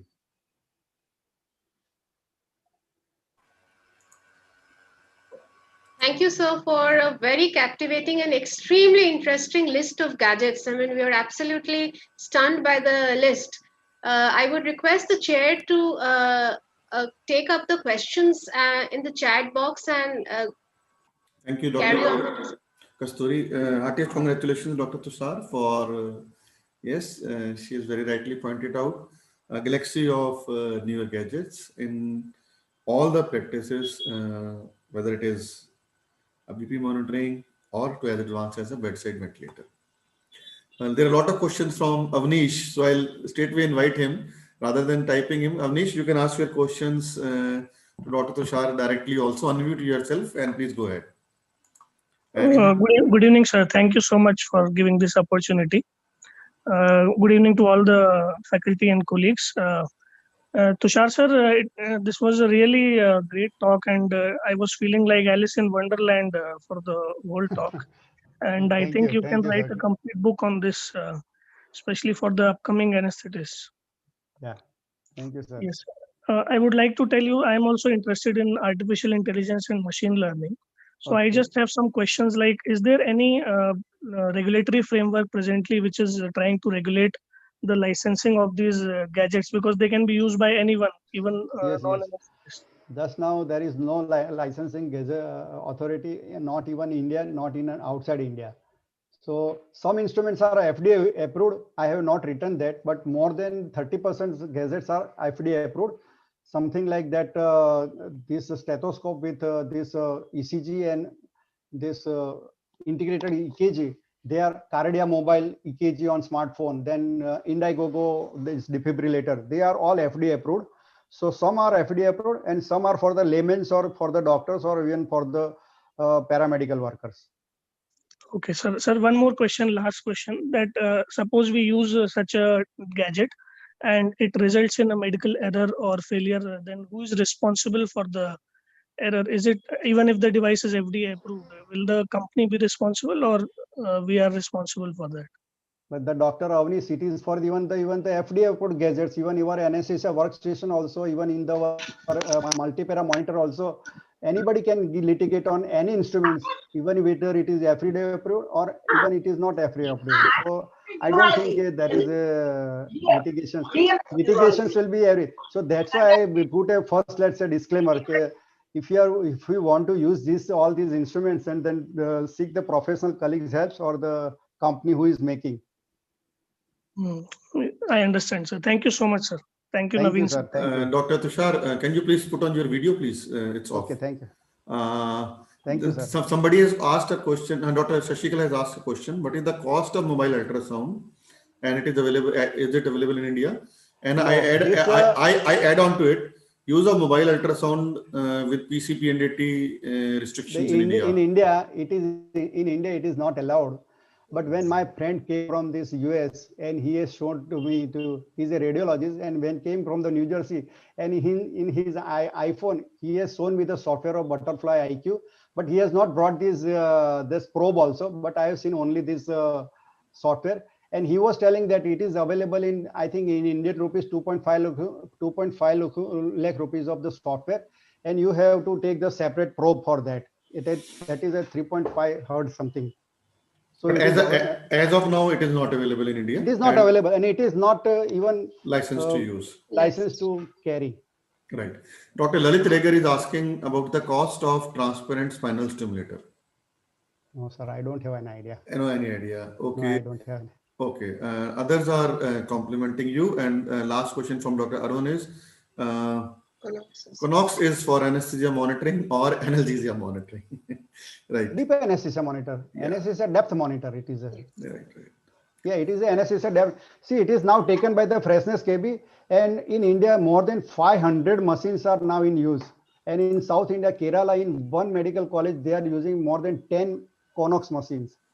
So it is a anesthesia. And in TIVA, now it is a fashion for to use Connox monitor in TIVA practice.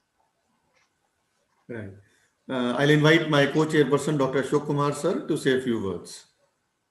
Dr. Ashok Kumar, sir. Sir, please unmute yourself. Yes.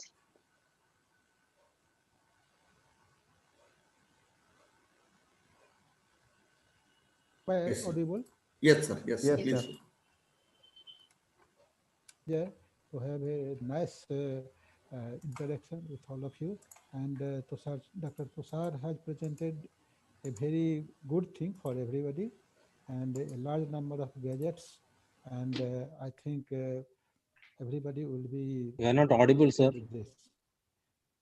Not audible? Slightly loud. Hello? Just slightly loud. Be loud. Yeah. Yeah. Good evening, everybody. And Dr. Tushar has presented a very nice discussion regarding gadgets. And many of the gadgets, everybody is not acquainted with that. And I think this will produce an impetus to newer persons, newer anesthesiologists for this. Thank you. I think this is a nice one. Bye. So thank you, Dr. Tushar. With this, we hand it over to for a nice talk, and back to you, Dr. Kasturi. Thank you, sir. Thank you very much. So we move on to the third talk of the session. We are very pleased to welcome Dr. Devanjali Ray, who will be enlightening us on the topic, namely novel gadgets for management of difficult airway. Well, in its broadest sense, as we already know, the difficult airway has been defined as challenges associated with any four methods of oxygenation. Either it is face mask, ventilation, supraglottic airway ventilation, endotracheal intubation, or front of neck access. And most of them are actually challenges, anatomical challenges of difficult airway. There is, of course, an entity of a physiological difficult airway, and there are various new gadgets and devices and techniques to overcome this crisis. So I am sure Dr. Debanjali will throw more light on it.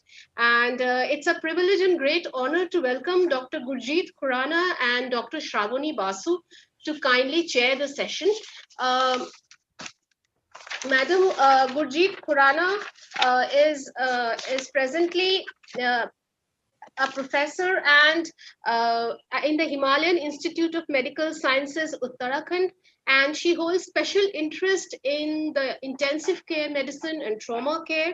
She has many international and national presentations and publications to her credit, and she is the president of Central Zone of Uttarakhand State Chapter of ISA.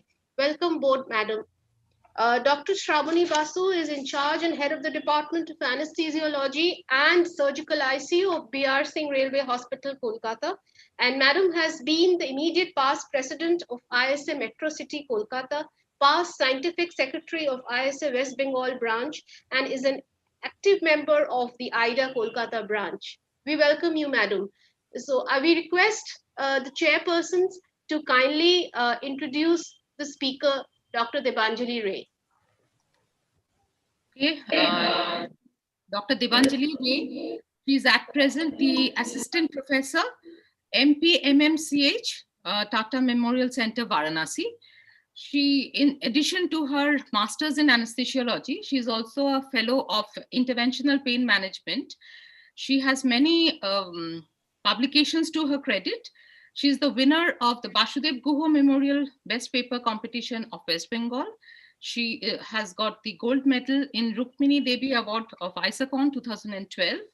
She has many publications to her credit, and she has spoken as a speaker in many national and zonal conferences.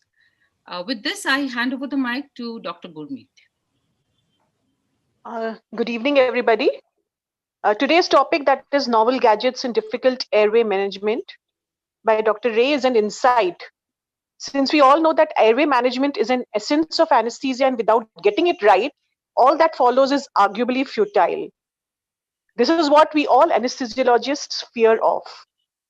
It is very surprising that there are many opinions and techniques that have changed in the last 50 years in our medical fraternity.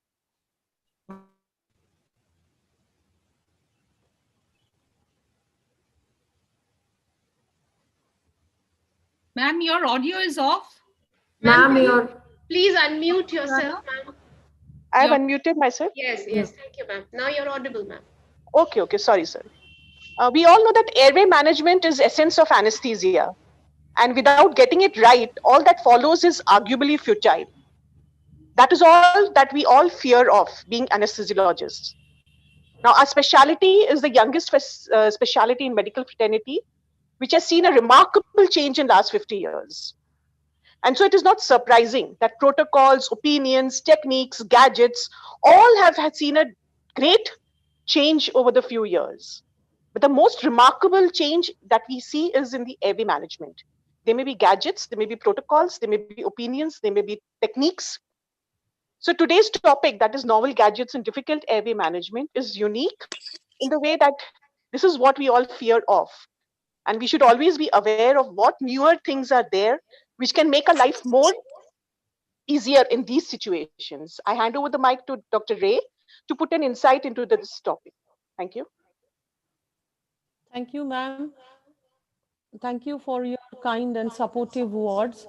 Good evening, everybody. Good evening. My respected teachers, my seniors, and my beloved colleagues and juniors. My topic is novel gadgets for management of difficult airway. Now, what is the meaning of the word novel? Novel is not exactly what is new or what has been invented very recently.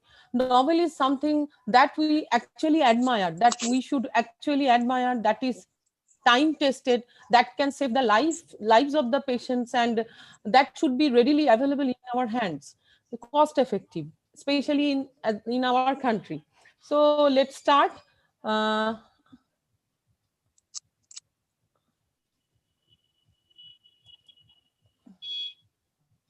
uh, my slides are visible. Yes, You have to put put it the on full screen view only. Yes, it is visible. Can you Okay. just, yeah. yes, Yeah, yeah. yes, it's full screen now. Thank you. So,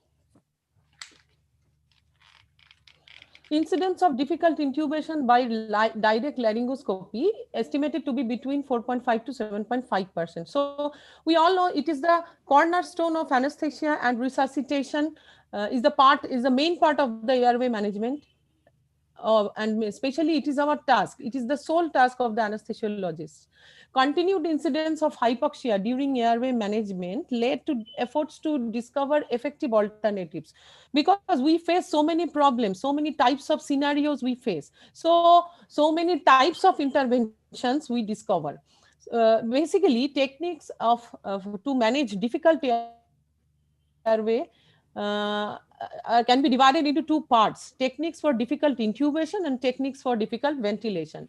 For techniques for difficult intubations are alternative laryngoscope blades, awake intubation, blind intubation, fiber optic intubation, intubation stylet tube changer, LMA as an intubation conduit, light pond, retrograde intubation, surgical airway access. And not only the individual techniques, but also the combination of techniques we should use.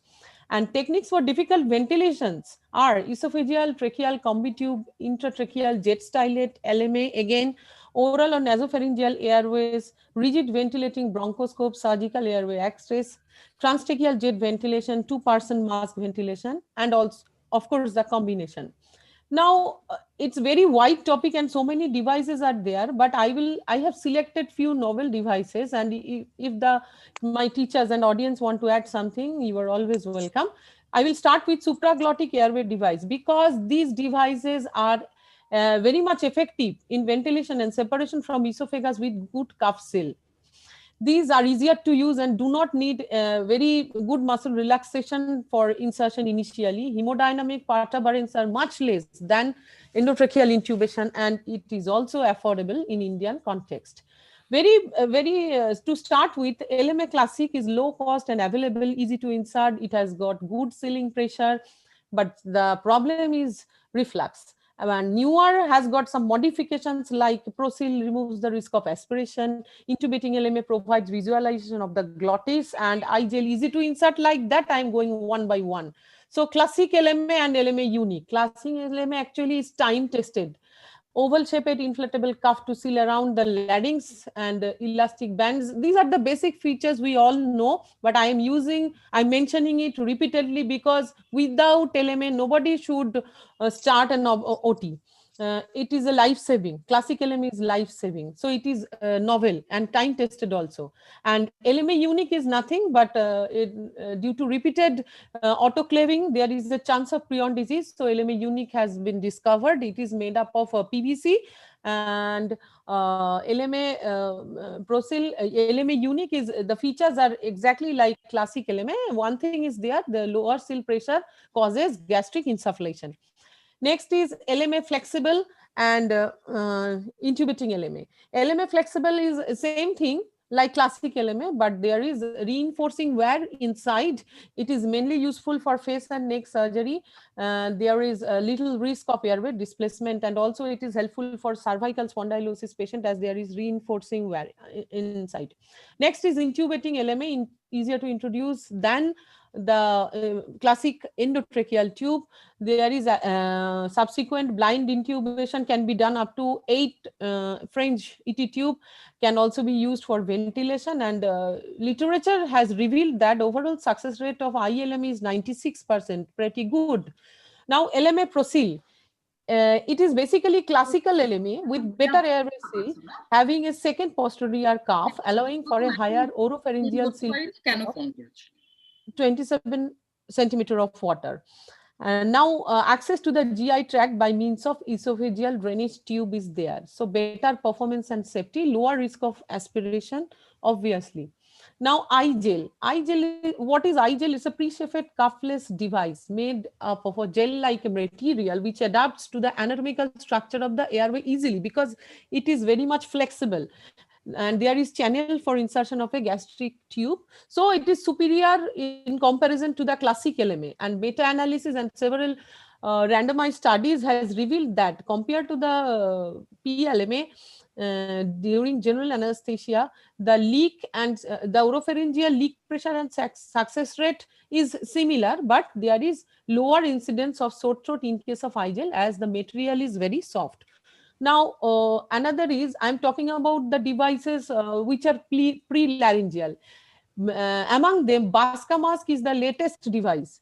It is basically a combo pack of so many things. It has non-inflatable cuff continuous with the airway lumen, allowing for expansion with positive pressure ventilation, while also avoiding the problems of overinflation. And it has got better sealing pressure than CLMA, so less chance of reflux. And you can see the parts of it. It has got a suction angle piece, it has got the airway channel, the bite block, device cuff orifice, pharyngeal drainage system, many things in a single pack. So this is a very new device and very comfortable than classic LMA. Now coming to the 3G LMA, it has non-inflatable cup, adapts to the anatomy with the positive pressure, like just like the iGel, it is soft. It has two gastric tube channels for redundancy. Insertion success rates were 92.5% according to the literature, and the mean oropharyngeal seal pressure was 27 centimeter of water. And another is cobra pre-laryngeal airway. The head of this airway is like a cobra shaped head of the snake, and it has a gastric. It has a grating allowing for ventilation, avoiding the obstruction. There is also a large volume low pressure pharyngeal cuff just proximal to the tip. You can see this, similar to the classic LMA in terms of ease of insertion, but high sealing pressure than the CLMA. So better. Basically, these all are the modifications of classic LMA. So better feature we should expect. Now, if we face the cannot ventilation, cannot intubate situation, we have three options. We need to go up to the base of the tongue. So for this, combi tube, king laryngeal tube, and king laryngeal tube with suction, and SLIPA, what is streamlined liner of pharyngeal airway. These three things are very important, and these three things are not exactly to be used in the planned operation theater. Mainly these are used outside the OT in the emergency department.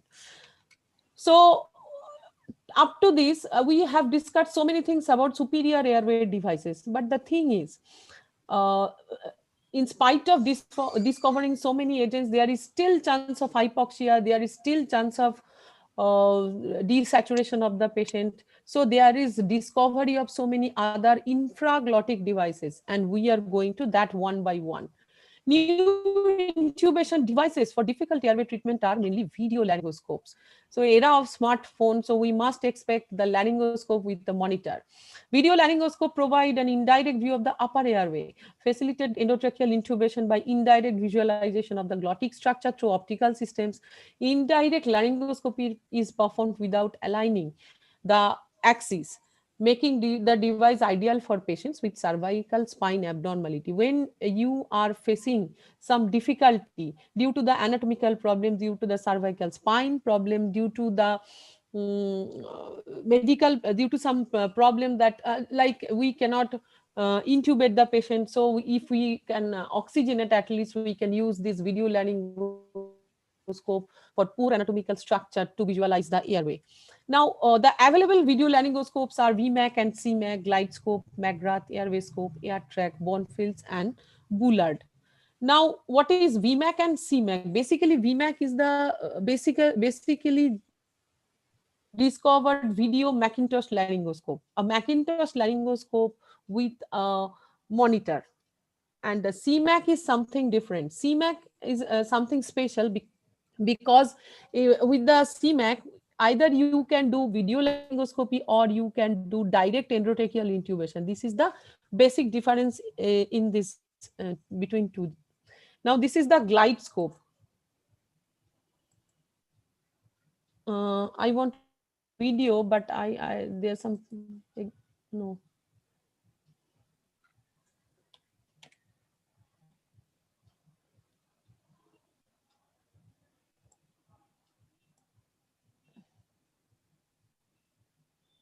Just a second.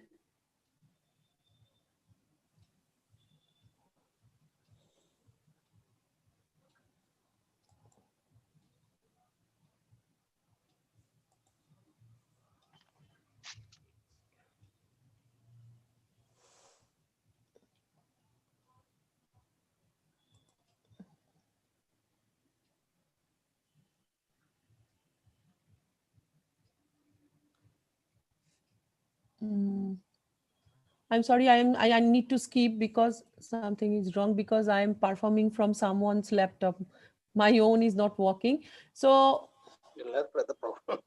okay, okay. Uh, okay, so let me explain. Magrat laryngoscope is nothing. It has got the blade-like video laryngoscope, except it has the switch of this Magrat laryngoscope is along with your handle, so that when you need, you can off it. When you don't need, you can actually you can on and off it according to your requirement. That this is the basic of Magrat laryngoscope. It looks just like the video laryngoscope, and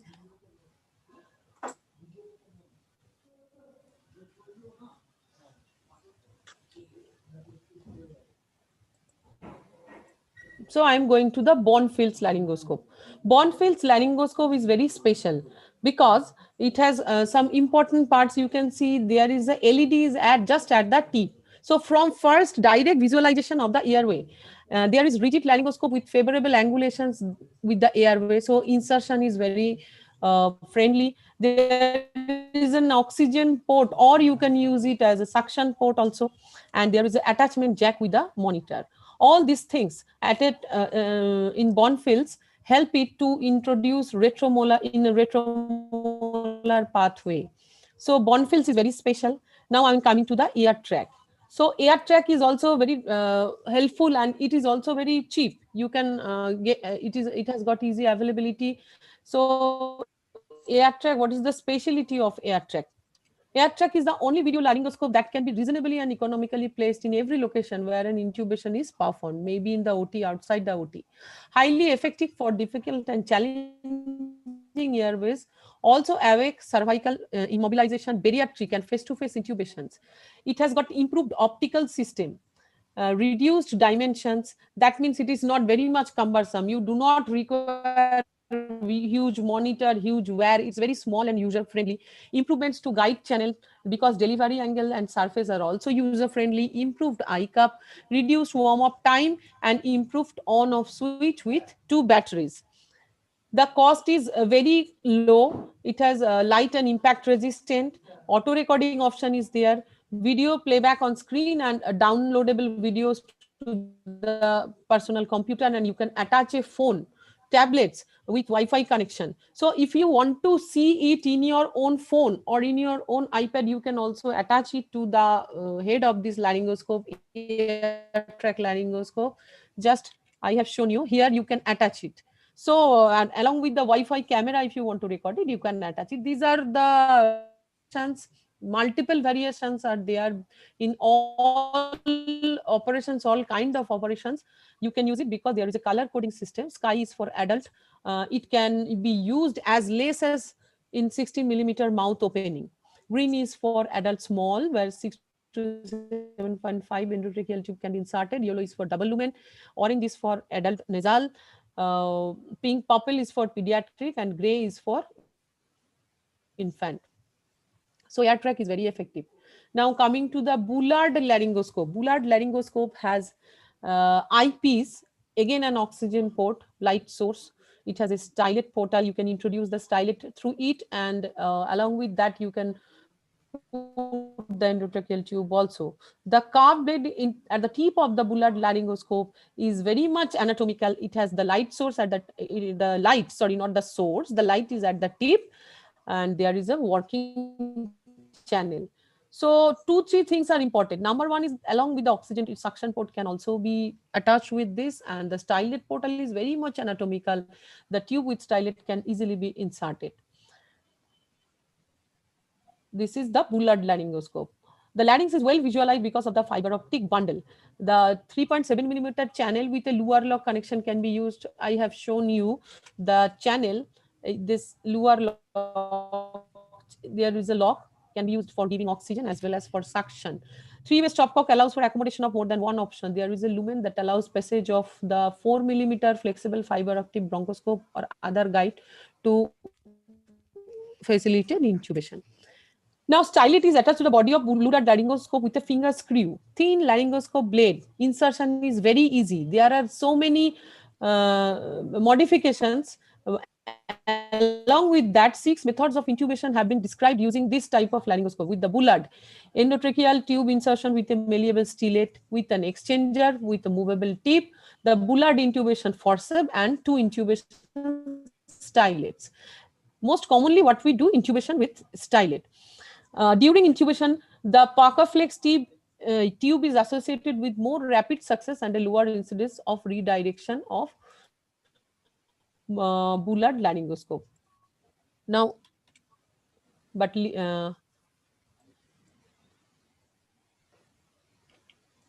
literature data indicates that the video optical intubation stylet was a more effective and simpler intubation device to facilitate difficult tracheal intubation than the Bullard laryngoscope, because the video laryngoscope is small. Bullard has a long length. That's the problem. If you have not used it, you have not practiced it, it will not save you. In that case, video laryngoscope can help you better because you can get the direct visualization.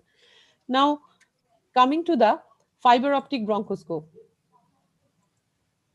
Fiber optic bronchoscope for airway intubation. I am not going into the details of how to insert, how to make the position, how to anesthetize the upper airway, because it is a simple, it's not simple to explain in small time, and it's a separate topic. But just to mention, it is also a novel airway device where not in emergency, it needs expertise, and in planned difficult airway management, it's an of course novel airway device.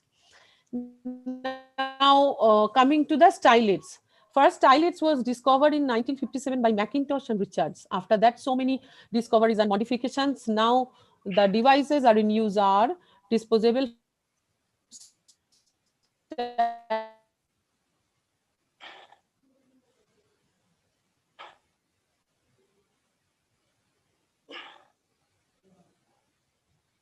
are the several modifications by the several manufacturers, nothing else.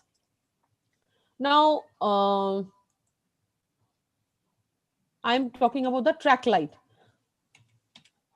Comprises 3 parts. It has reusable handle, a disposable flexible one, and a stylet. The stylet attaches to the handle by a ratchet-like mechanism, and its position on the handle may be adjusted. Endotracheal tube of varied lengths can be accommodated.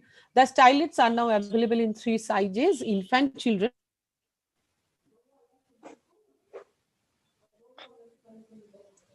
is about the track light. Next, I'm coming to the endotracheal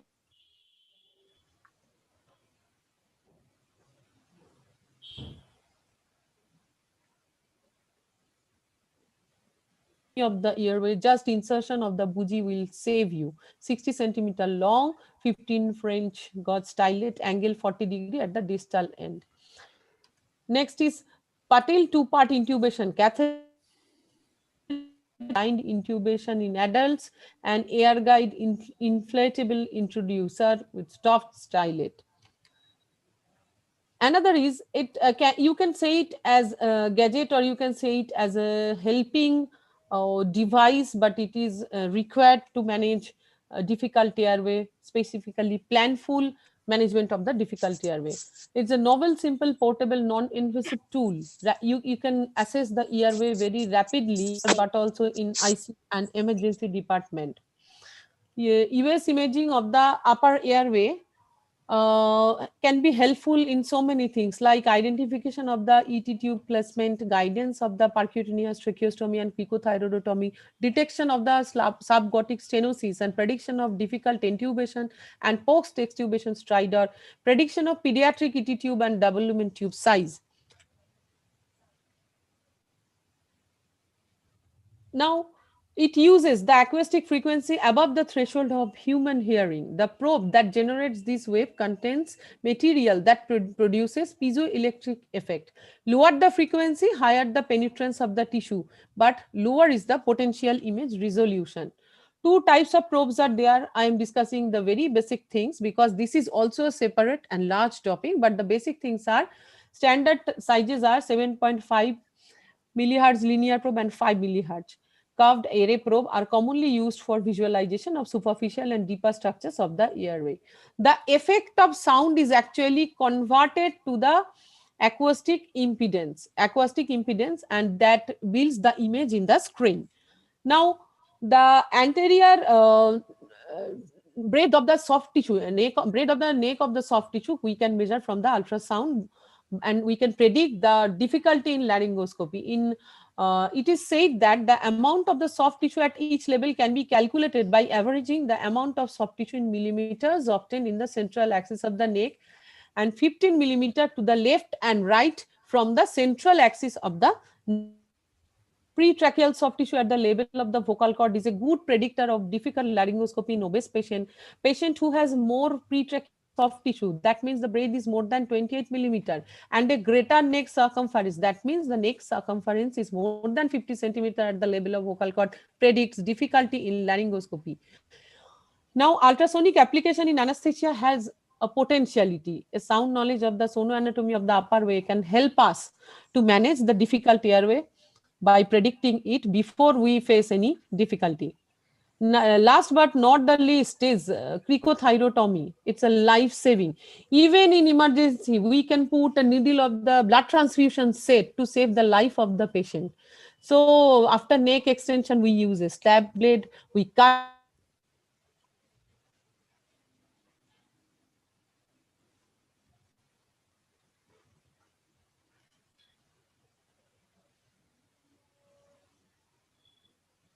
Dr. Debanjali, we have lost the connection. The slides are no longer visible, and neither are you audible.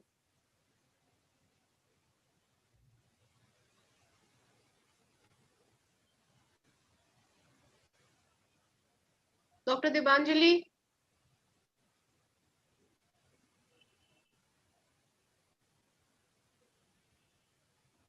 Well, there has been some connectivity issues. I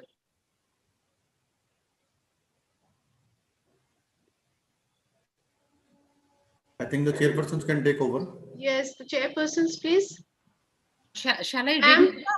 Shravani ma'am. Shravani ma'am. I'll just ring her up and find out, and then I'll come back. Just give me 2 minutes. Hello, I'm ringing her, Shravani. I'm calling her.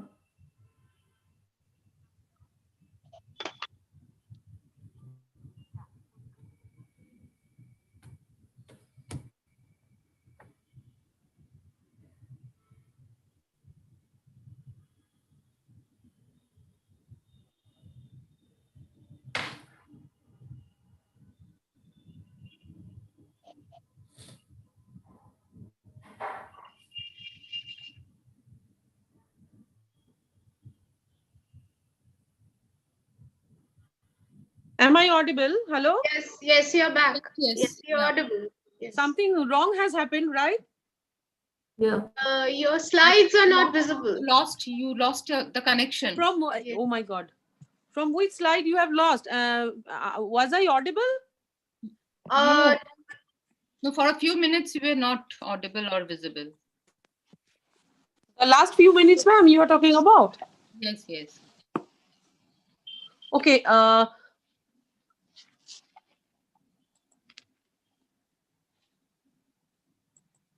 Can you share your slide? I would like to ask Dr. Rakesh Garg to share my slides because today my devices are not cooperating with me. Sure, madam, I will share.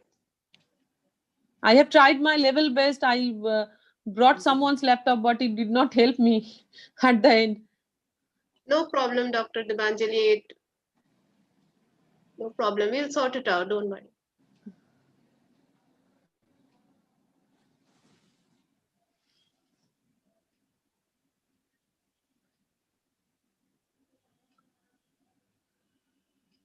I don't know how long you could listen to me. So we could listen to you till fiber optic, ma'am? Yeah, front of the neck access. Ultrasound. You were Ultrasound. Oh, yes, you ultrasound. were No, front following of on the second or third slide of Thyroid. I think we should. Okay, we were okay. discussing yes, cricothyroid. cricothyroid. Yeah. Yes. Okay, from cricothyrotomy. Yes. Yeah. Yes. I was telling that in emergency cases, it's a life-saving procedure. So it will be a novel airway gadget, you can say, or gadget or novel airway helping aid, you can say. So 4 steps, very basic 4 steps are there. First, we extend the neck, then we put a stab knife just below the cricothyroid membrane. Then we put the tracheal hook to pull down the cricoid caudally to stabilize the trachea. Then we cut the tracheal wall and put the tube, whichever tube in emergency available in our hand. Next, so I have shown you the Melker Cuff emergency cricothyroidotomy set. It has the parts what I have already mentioned. Next. Oh, hi, my sincere thanks and heartfelt gratitude. I will mention once again the team, RSCCP, Shalburi ma'am, Pankaj Kundra sir, Gauri madam, Dr. S. Bala Bhaskar, Dr. Sujata Ghosh, Dr. Ronisha Ghosh, Journal of Anesthesia and Clinical Research, Department of ENT, Macedonia. And thank you for your patience hearing in spite of such technical problems. Thank you. I think you should thank Dr. Garg also. Yeah, of course. Yes, Dr. Garg has saved me. The last minute. Okay, Debanjali, thank you for a very comprehensive talk on novel gadgets for management of difficult airway. And I would ask Dr. Khurana to sum up. Despite you have very nicely summarized all the novel gadgets that we have today. Just wanted to add that anticipated difficult airway, once we have anticipated. So today we have even pre-operatively few things which we can do, like the nasoendoscopy, the new concept that is coming up as virtual endoscopy to guide us in difficult airway because of some pathological tumor or some pathological differentiation in the airway. These things might help us with the ultrasound in order to plan in which way to use the best gadget that is there. And we should always remember that though we have a alley of gadgets with us, we should master at least one gadget in the normal patients, and then we go on to the difficult airway. We just cannot use each and every gadget. We should master one at least. That's Yes, all. ma'am. Anything else? The August gathering, if anybody wants to say anything. I don't think we have any questions in the chat box. Yes, we don't. Yes, ma'am. So we can move on to our next topic. Yes. Thank you so much, ma'am. Thank you, Dr. Debanjali. Thank you for the exhaustive talk. Thank you so much for tolerating my technical Oh, no, problems. please. Thank you so much. So rolling on to the penultimate talk of this webinar, non-invasive advanced hemodynamic monitoring system. How smart is it in respect to the invasive hemodynamic monitoring? So monitoring, the word monitoring comes from the Latin verb munere, which means admonishing or warning or remembering, right? And we are all aware that hemodynamic monitoring plays a giant role in a patient's care in the perioperative period as well as an intensive care unit. However, if we actually analyze it, we'll find that around in the last decade or so, there has been a gradual shift from invasive monitoring towards a steady and eventual tilt or a movement of paradigm towards a non-invasive or less invasive monitoring techniques.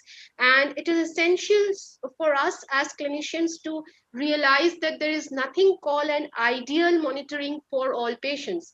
So, and I believe Dr. Sandeep Sahu, our next speaker, we are extremely glad to have him on board, would give a better understanding to us on this topic. We are delighted to have Dr. Subhendu Sarkar as the chairperson for this session. Dr. Subhendu is presently attached as a chief intensivist and head of anesthesia services in Vivekananda Hospital, Durgapur, West Bengal. He has a passion for advanced hemodynamic monitoring, transesophageal echocardiography, and pediatric cardiac anesthesia. He has had a remarkable academic career and winner of various awards, and has organized the 2017 ISA National Conference as an organizing secretary.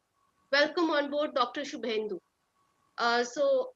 Over to you to request you to introduce Dr. Sandeep Sahu. Good evening, everybody. I think I am audible. Yes, you're audible and visible.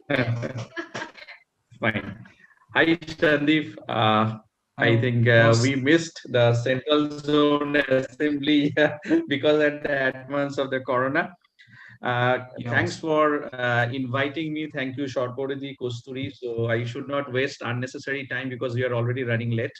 And actually, being a cardiac intensivist, it's really a coffee bite issue for all of us between an invasive and a non-invasive monitoring in the situations. And I particularly give importance to this topic because what I'm finding, at least in the post-COVID situations where we are getting a couple of cardiac compromised individuals getting admitted, readmitted, even after they were COVID positive, became negative and readmitted, this importance of the non-invasive hemodynamic monitoring is actually and practically crossing lots of controversies. So without any further delay, Shondeep, I don't want to introduce unnecessary. You are, I think, much more good and fantastic academician than me. I am a compulsive academician, not like you. You are a passionate academician. So you have a fantastic CV Shortpodidi has shared with me. It will take at least 5-6 minute time if I continue. So Shondeep is holding a fantastic post in the academic situations, and simultaneously he's also published a lot of papers, and his publications and wrote a lot of chapters in the book. A good cardiac anesthesiologist and one of my friend, because I like him because he tries to balance between the theoretical and the clinical applications. So Sandeep, all to you. I think we'll have definitely 5 to 7 minutes time for a coffee bite discussion after your presentation. Sandeep, it's all yours. Thank you, sir. Thank you so much. Dr. Kasturi, please allow me to share the screen. Okay. So is my voice is clear and my slides are visible?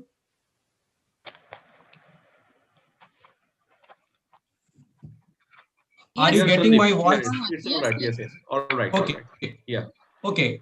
Thank you, sir, for nice introduction. And I think you are an invasive giant as compared to me, a non-invasive learner. But anyhow, let speaker decide that how this device is smart or not. So regarding first slide, from the first year of MBBS, we are learning cardiac output. Now Baiju is also giving same slide. And Baiju is giving to kids the same we are learning first year MBBS, and still we are learning, and where we are, sometimes we stuck and it is very difficult to come out. And it is like when we are blind when we are blind in our MBBS, we came in anesthesia, we started overtaken and seeing the blood pressure, but we discuss always the SVR, the cardiac output, the stroke volume. But whether we are seeing this and we are able to see that, and whether we are able to manage it, this is a big question. Another thing, I think, as Dr. Kasturi said, nothing is ideal, and there is no term, I think, the optimal or euvolemia when we are trying to manage perioperative fluid management as a anesthetist or intensivist in ICU. We know very well that if you take less sugar or more sugar, nothing is going to give you the best taste in your coffee. So what is ideal? What is euvolemia? We try to manage. If अगर हम लोग बहुत कोशिश करेंगे तो शायद सब चीजें सोचेंगे तब कहीं हम उसके पास पहुंच पाएंगे. तो हीमोडायनेमिक मैनेजमेंट जैसे मैं समझता हूं कि एक अगर मैं खाली देख रहा हूं अपनी आंखों से तो शायद ये सिंपल चीज नहीं है, इट इज नॉट केवल मॉनिटरिंग नहीं है। इसमें जब मैं एक स्पेशल एंगल डालता हूं तो मेरा विजन अलग होता है और वो मुझे एक रोड मैप देता है so that I can manage a patient जिस जिस वो 5% पेशेंट जो कि अलग है। सो हीमोडायनेमिक मैनेजमेंट जो मैं समझता हूं वो ये है कि पेशेंट, सर्जरी, फ्लूइड, वाइसोप्रेशर आइनोट्रॉप और हीमोडायनेमिक, पेशेंट के हीमोडायनेमिक और रिस्पॉन्सिवनेस और इन सब की पैथोफिजियोलॉजी मिला के। सो सिंपल नहीं है, लेकिन गोल क्या, what is the goal? Goal that we want to optimize this all, I think is theoretical, perfusion, pressure and oxygen delivery, but who is seeing all this? And our aim that we want to have an adequate cellular metabolism. We uses all this thing, how we utilize, maintain this, we optimize cardiovascular function, we do that hemodynamic management, we give fluid and vasoactive agents to get a predefined goals, और इसको कहते हैं goal directed, means you have certain goals to achieve, और this is very proven, well proven in, we always say India में study नहीं करते हैं, Indian data नहीं है, जरूरत क्या है? when we have the truth, जो कि बहुत सारी सिस्टमिक मेटा एनालिसिस से प्रूवन है, सो हाई रिस्क पेशेंट और high risk surgery definitely benefit होती है जब we are doing haemodynamic management. जो क्लासिकल अप्रोच हमारी फ्लूइड मैनेजमेंट की है वो डिपेंड, हम कैलकुलेट करते हैं फ्लूइड लॉस कितना है, मेंटेनेंस रिक्वायरमेंट कितनी है, नॉर्मल फ्लूइड लॉसेस कितने हैं, what is the blood loss, what is the physiological monitoring aim we want to achieve, urine output, CVP, और बेस्ड ऑन दीज 4 स्टेप, शायद जब भी मैं रेजिडेंट था और बहुत इनिशियली जब मैं फैकल्टी बना तो we calculate perioperative fluid losses, major surgeries की बात कर रहे हैं, we are calculating ongoing maintenance requirement, Holliday Segar formula 4:1, and this formula given in 1950 for diarrhea management in pediatrics, not for perioperative fluid management.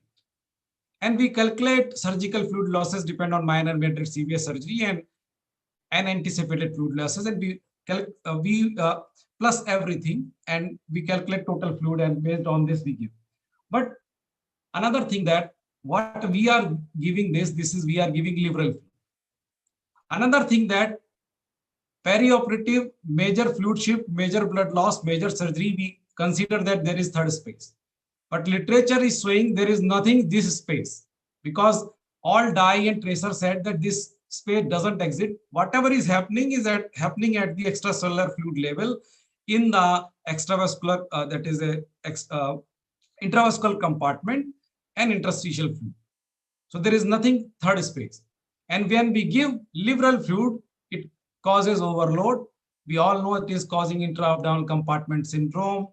After 5-6 of surgery, 5 to 6 liter of fluid, or suddenly जब ज़्यादा blood loss fluid shift होती है, patients come in the inotropes or NORAD हम लोग लगा देते हैं. NORAD is not indicated for perioperative use. It's indicated for ICU में sepsis patient.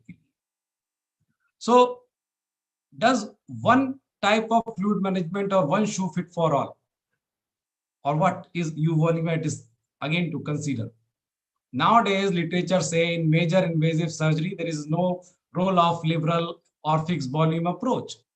Usually 90% सर्जरी जो हम करते हैं डे एंड नाइट वो मिनिमल मॉडरेट इन्वेजिव सर्जरी है, जहां पे हम 30 अराउंड 2 आवर की सर्जरी करा रहे हैं रूटीन मॉनिटरिंग से, और फ्लूइड हम 1 to 2 लीटर आजकल अगर हम बैलेंस साल्ट यूज कर रहे हैं, this is very good. But जब मेजर इन्वेजिव सर्जरी है तब 2 अप्रोच है हमारे पास. वन रिस्ट्रिक्टिव, उसका एक पार्ट है जीरो बैलेंस, दूसरा है गोल डायरेक्टेड. अब गोल डायरेक्टेड के लिए गोल क्या है और कैसे उसको अचीव करेंगे, बगैर हीमोडायनेमिक मॉनिटरिंग के वो हो ही नहीं सकता. So restrictive fluid management ERAS के आने के बाद बहुत पॉपुलरली गेन किया है, specially major surgeries, because here अगर 500 ml से ज्यादा कम ब्लड लॉस है और हम स्पेशल मॉनिटरिंग नहीं कर रहे हैं हीमोडायनेमिक, जिसे हम कहते हैं इंट्राआर्टेरियल ब्लड प्रेशर हो या टी हो या डॉपलर हो, इसोफिजियल डॉपलर, तो हम हाइपोवॉलीमिया को क्लिनिकली अप्रिशिएट बहुत जल्दी नहीं कर पाएंगे और ये भी नहीं डिफरेंशिएट कर पाएंगे ये ब्लड लॉस के मारे है या because of anaesthetic overdose causing systemic vasodilation.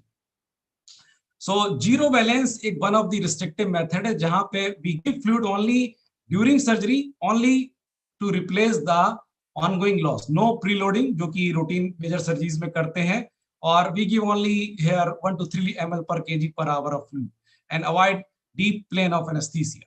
So other approach, goal directed fluid therapy is specially indicated for major invasive surgery more than 500 ml of blood loss or around 1 liter blood loss or significant non-hemorrhagic fluid loss or prolonged duration surgery of 5-6 hours. And all literature says that they are superior to traditional fluid method. And IRAS also says that if intraoperative you are using induced goal directed fluid therapy, it is better. So IRAS versus traditional, if you are using traditional or IRAS guided method of fluid management, including the fluid management, we remain in a patient can remain in intravascular normovolemia, but traditional surgical pathway जो कि use करते हैं तो initially पहले just induction के बाद patient hypotension में जाता है, whether you are using regional or GA, all patients. So if why they are doing that, or if you are using a long surgery and you are giving more fluid, they can go in edema. So traditional versus IRAS or goal directed fluid therapy better. Even this study that published in New England Journal की बहुत अच्छा paper anaesthesia के कम paper इस journal में आते हैं. उन्होंने एक मैट्रिक सजेस्ट किया कि अगर हम हाई रिस्क सर्जरी कर रहे हैं और हाई रिस्क पेशेंट है, so whether we are using, it is better that goal directed fluid therapy, whether it is better to use these patients to keep in surgical ICU. If the patient are low risk and low type risk surgical risk surgery है, then goal directed fluid therapy की जरूरत नहीं. और ये data है 3000 patient का जिसमें restrictive versus liberal fluid 3 versus 6 liter दिया गया.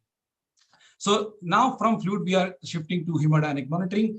We know that invasive, minimal invasive, non-invasive we can classify. Invasive, like this is the gold standard Swan Gauss catheter CCU. We do it in cardiac surgery when we need it in these patients. But what about those patients? Those are not cardiac patients for non-cardiac surgery, or they have compromised cardiac functions. So invasive hemodynamic monitoring, definitely it is a gold standard, but when you are putting, we want to keep it and the pulmonary, we want to have pulmonary wedge pressure. So it shows the pressure from the left side of the heart if everything is working properly. But we know that this is invasive. And CVP is also not a very well surrogate for fluid responsiveness. Although everybody is putting CVP, I am not saying we will not put CVP. We will put CVP for inotrope and vasopressor, but not for ideally for giving fluid, because responsiveness ought not there. If we see this Frank-Starling curve, it remain. If we are here, the responsiveness is maximum, but if we are here, responsiveness is gone, and also here. So CVP is here. So a lot of literature.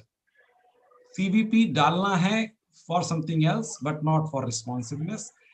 What about invasive monitoring system like arterial catheter, like transpulmonary thermodilution and pulmonary artery thermodilution? These are all gold standard, but they have their own problem. They are routine use of PSC now, and pulmonary artery catheter is not recommended for surgical patient undergoing non-cardiac surgery, and their use is also declining in critical care and perioperative medicine, although we are still using when the indication is there in cardiac surgery, but not much in critical care. Earlier we don't have the options, but now when we have option, because the problem with the invasive hemodynamic monitoring, everybody knows: infection, ischemia, thromboembolic, arrhythmia, and also technically difficulty. So when expert like Dr. Sarkar is not there, so any person who can use non-invasive hemodynamic technology, they are especially based on like bioimpedance, pulse wave transmit time, partial carbon dioxide rebreathing, and non-invasive arterial pressure counter analysis. And non-invasive hemodynamic monitoring can be classified as non-invasive, intermittent, or continuous. Non-invasive, intermittent are this T and TD, and non-invasive continuous are based on the bioimpedance and bioreactive transversic Doppler. And daily now you will find every month a new device is coming for last 5 years, and 10 years a lot of devices has come. The invasive intermittent are here, the PSC, and invasive continuous are here. They say that non-invasive are reliable, no specific skill is needed, no additional sensor is needed, and real-time continuous. Technology is the need. That's why we are shifting from traditional phone to Android to the iPhone, and we are changing every year iPhone.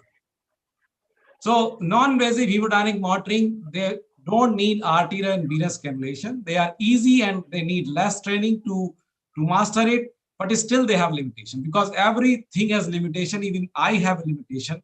So, but lot of studies has already proven that they are effective.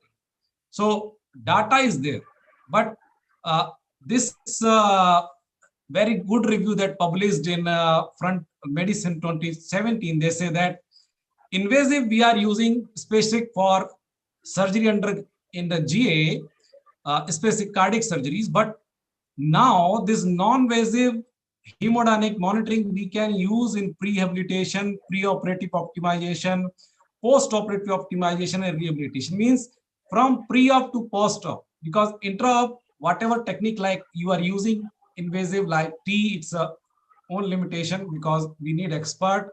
PAC catheter that you have put or CCU catheter you have put, sometimes in post-op surgeons are removing it and they are using it for shorter duration if you are not seeing the ICU. So this review says that it has scope in a perioperative medicine, because we are not using it only perioperative, but it can be used as a personalized hemodynamic management. This non-invasive, because it aimed to optimize cardiovascular dynamics based on patient personal hemodynamic profile. It used to, you are able to see blood pressure, blood flow, dynamic cardiac preload, and you can use in preoperative clinic, just like pulse oximeter you put and it is giving some you like SVR and cardiac out. Even in the ward. So that is the good use, but here the choice of patient can be different from the classical goal directed where we are using the continuous cardiac output. So not only induction and surgery, उसके पहले कि हम patient की normal values क्या हैं, induction के पहले वो भी हमें baseline we can got it whether he is patient in the PAC when he is very normal and he is not very anxious and SVR is almost normal. So because blood pressure guided thing is not good, because blood pressure is directly proportional to SVR. So if SVR is more means the perfusion is not good. So those who are good in maintaining blood pressure, now we are thinking more flow-based anesthesia. So potential application of non-invasive like from emergency to ICU to ward, they can help in goal-directed fluid management, and they are like triage tool where you can early detect sudden variation, especially special population group where you are thinking that they are the high-risk patient, they can go in hypotension intra-op. So there are the list, and we know that dynamic are stroke and pulse pressure variation, but the minimal invasive and non-invasive now they need a mechanical ventilation patient, should have a regular rhythm. We are using in SGPGI the advanced arterial waveform analysis based technique, where a simple arterial line that you are putting, you can get the SVR cardiac output, cardiac index, and if you are put a center line, you can got a in EV1000 machine, the new algorithm there that give you a ready reconner. You don't use your brain, you just use the parameters and give the therapy based on that and see the response and again change your strategy. So PICO is that lithium dilution, we are not using this thing, but limitation is there. They are especially not recommended if cardiac arrhythmia and intra-aortic balloon counterpulsation and inotrope vasopressor high support, or this is the limitation. Other devices are coming, simple like pulse oximeter, like clear sight, but everything has its limitation. So I am not reading limitation, but when we know the limitation of a device, that gives a sight how smartly we can use that. Esophageal Doppler recommended in NHS UK, but it also has limitation. We have used the device in SGPGI, and because this is operator dependent, sometimes we have to adjust the Doppler and to get the right time cardiac output, and it interfere with the cautery every time. It should be a expert so that you can do that. So operator dependent. This is very good. Passive leg raiser, everything, everyone can do. So you know that when your patient needed fluid and he can take fluid, at least this, our residents or in periphery, we should do this. So I will say that basic monitoring is like a boat in a sea. कभी कभी आप समुद्र पार कर सकते हो अगर फंसे हो, लेकिन जब वहां स्ट्रॉम आ रहा है तो you need a jetty, a big jetty with a high-end advanced monitoring system. We have to consider that हमें invasive चाहिए या non-invasive. We know that now one shoe is not needed. We have different size and different make for different patient, and we can give a algorithm-based fluid responsive, whether we have non-invasive or invasive. Whatever we have, we should have a algorithm that we should not give inotrope vasopressor first. We should use optimal fluid, see other things, what is the cause, and depend on that. We should titrate and triage our patient. So even in acute circulatory failure, we can titrate, because I am not discussing the algorithm, but we can titrate the treatment depend on the monitoring we are doing. So everything is sweet, but it is not same. Like in Kolkata, we say, everybody know, and I also have tested, Sandesh and Rasgulla is different. It can't be a Haldiram one. Haldiram can't take. So which invasive or non-invasive, because gold standard is gold standard. But non-invasive, they are smart, they are now validated, they can give vision and thought. So the take-home message is that the invasive hemodynamic monitor are the gold standard in acute and critical care setting. They provide accurate hemodynamic monitoring, but they can be contraindicated. They like different I have said earlier, or anticoagulant if the patient is have coagulopathy or technical difficulty, it is difficult. But non-invasive method, they are great, safe, alternative, less complication, less expensive. They can be used in critical and non-critical state, reliable. So their use is increasing with the awareness. They give great alternative to invasive monitoring. They give you continuous method, is close monitoring of patient who are at risk of hemodynamic compromise or where the invasive method increase the risk. So we have to be wiser to judge that what our patient needed. Definitely, they are giving us insight. जो first year physiology में we are understanding cardiac output, SVR, responsiveness, what, how much fluid. So this non-invasive can give us insight for that. Thank you, and I say that definitely they are smart nowadays if used wisely. Thank you. Thank you, sir. It was indeed an extremely witty and engrossing presentation. And I would request Dr. Subhendu to take forward the discussion based on questions in the chat box. Dr. Subhendu, please, over to you. Shondeep, thanks for finishing in time, and probably we have 5-7 minutes left to discuss and attend few questions. Right now, I can't see any questions in the chat box, but let's share some basic facts and the reality.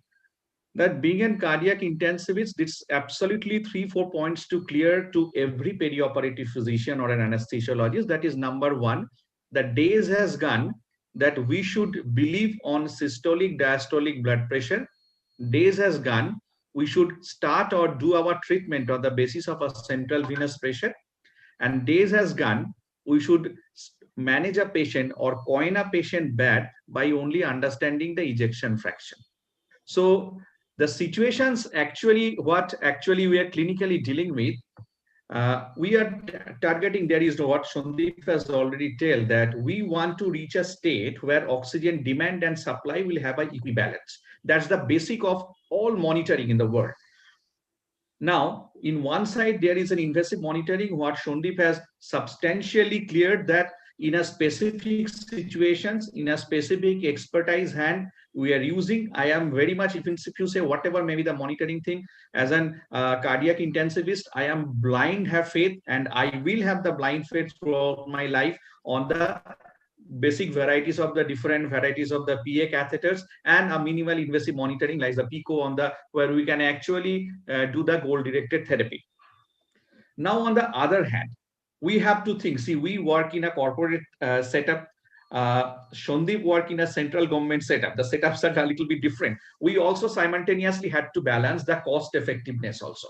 See, for a PICO module and other, we know what is the cost and how much we need to change and other. So a lot of things we have to keep it in your mind, and simultaneously assessing the patient clinically, we need to select a monitor. On one hand, we know that days has gone that the basic things are there. We cannot rely upon that. We cannot discard them, but we cannot make a complete judgment based on that. But simultaneously, we need an advanced monitoring. So this is actually the entry point of the non-invasive hemodynamic monitoring in the critical care field. And Sandeep has already told very nicely, we have Masimo's pleth variability index and the perfusion index, that is one. Number two, though, we have this Nihon Codens ESCO, that is what Sandeep has shown the slide, estimated continuous cardiac output, that actually gives pulse wave transit time 1, pulse wave transit time 2, and simultaneously the summation of the pulse wave. These are the three. And next, we have this Edwards clear side and thoracic bioimpedance and the NICO, all these techniques we have. So I have only two questions. The first question to the, definitely both the question to the speaker, that being a clinician, if I give you an option, that we all understood that just like a multimodal therapy, we cannot rely upon a single gadget. That's true. But suppose a patient has come with a dilated cardiomyopathy, the patient is having respiratory discomfort, and you have a echocardiography with a patient is having a diastolic dimension of around 6. I am creating a scenario. And you have 3 or 4 non-invasive hemodynamic monitoring ready in your hand. So among the 4 gadgets what you have discussed, what should be your gadget of choice of treating this type of individual? I think, sir, you very well summarize. And if we see limitation, the one gadget that we use, like flow track based cardiac output, and if it is ejection fraction less than 40%, and height is less than 4 feet, it is gone out. What you rightly said, cost. So if we mastery and learn basic, even basic T or TT even, that right is the cheapest and right option. Because even TED we have used, and TED, when the surgeon is using cautery, it distorts. And several times we have to manipulate. And so everything is, nothing is absolute in this world. So if we are using T or TT, that is the best, cheapest available, but technology is there. I think you are like masters can help to learn the others, those who are not learning it. Yes. So thank you, Sandeep, because just I wanted to listen the word of the transthoracic, because as an intensivist, we should at least learn the basic 4 views of the transthoracic echocardiography for almost all the patients that we can practice regularly. We have several guide books and other. I think as an intensivist, we must try to do this.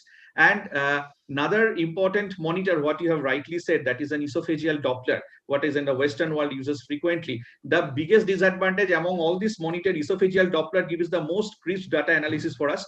But the most important thing is you need a person continuously to fix up its position. For a patient moving, it doesn't work, and it is one of the devices that actually gives a lots of wrong results with the diathermy interference and other. I think if we continue the discussion, it won't end, and it will unnecessarily bore the rest of, because it's really a topic that who actually practices regularly gives a lots of feedback. Thank you, Shondeep. It was a very nice presentations, and if possible, send me the presentation. It was really nice regarding your last slide, what you have summarized. And thank you, Shorboridi. Thank you, Kosturi. Naveen sir, thank you very much for giving me the scope. And lastly, I have one case just now shifted from the cath lab. I have to run. It's a 30% LV. And Shondeep, in that case, I am going to use the pulmonary artery catheter, which is the most invasive monitoring. Okay, I'm not discouraging. Thanks for everything. Thank you very much. Thank you, Dr. Sahu and Dr. Thank you, everybody, Subhendu. for Thank you. listening. Thank you, Dr. Sahu and Dr. Subhendu. Thank you for giving us time in your such a busy schedule. So we move on to the last topic of this webinar, near infrared spectroscopy as an index of brain and tissue oxygenation. It's requisite for high-risk surgical patients. Well, the non-invasive near-infrared spectroscopy based cerebral oximetry. These devices have played a very, very salient role in detection of cerebral ischemia and hypoxia.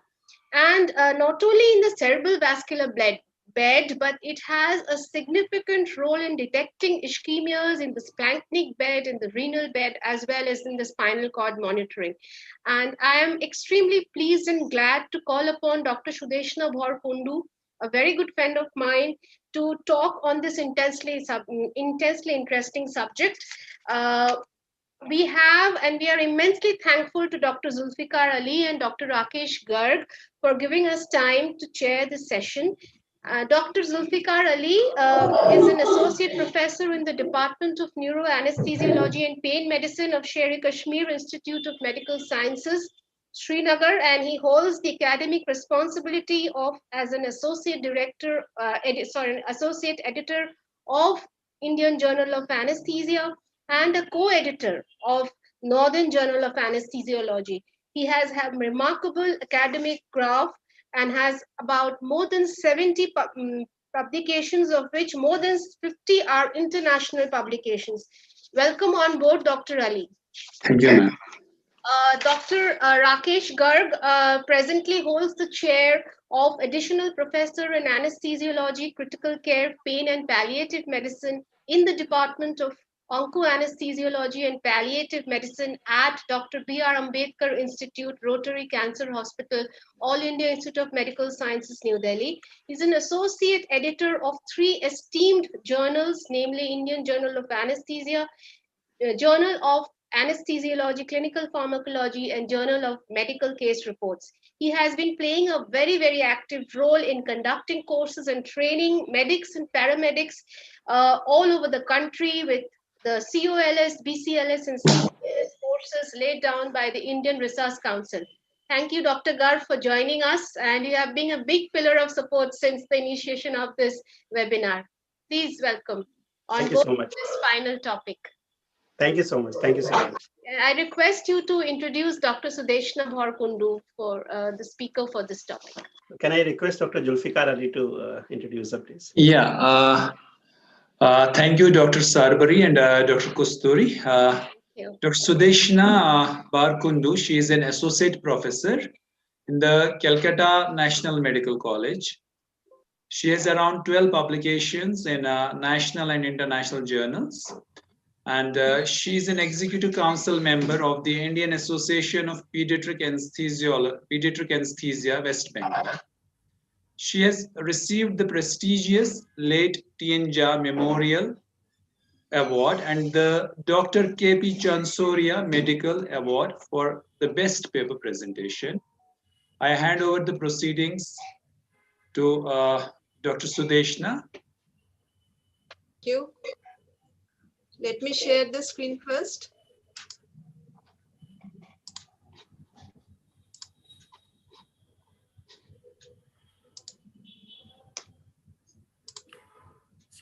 Four slides, my God. Yes, you are visible and audible. Yes.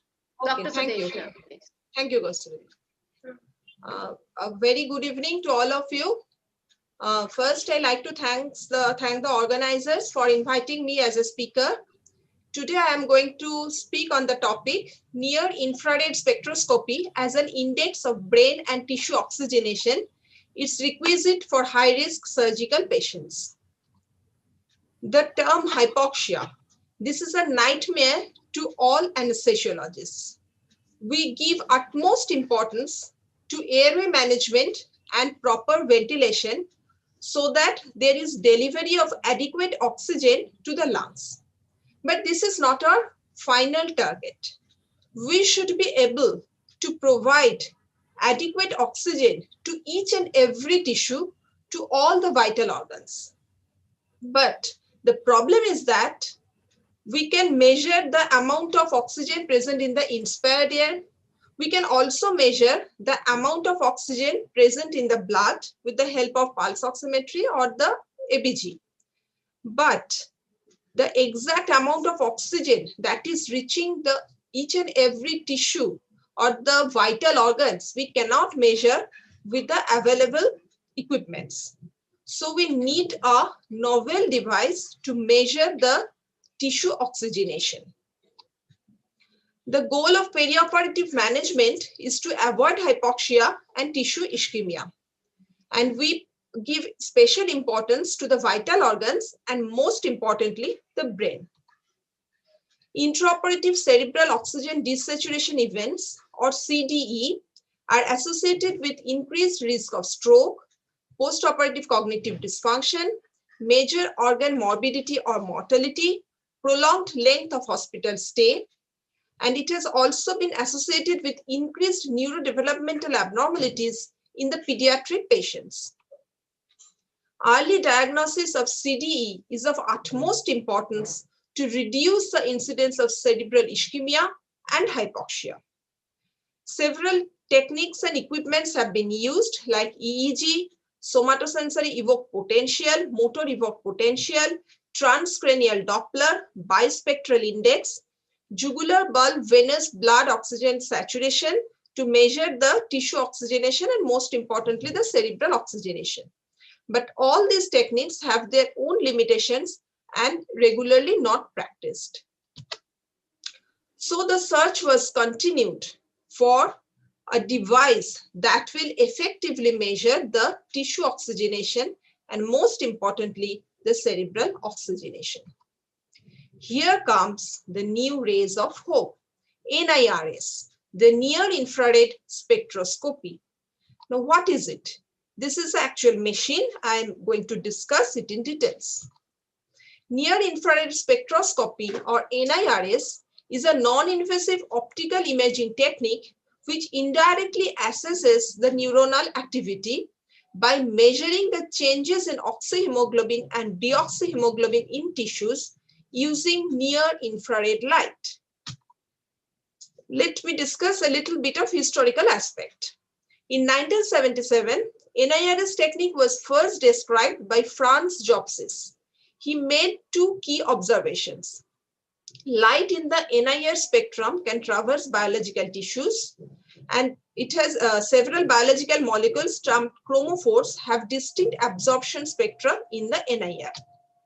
In 1985, Ferrari and colleagues reported the first human cerebral oximetry studies using NIRS.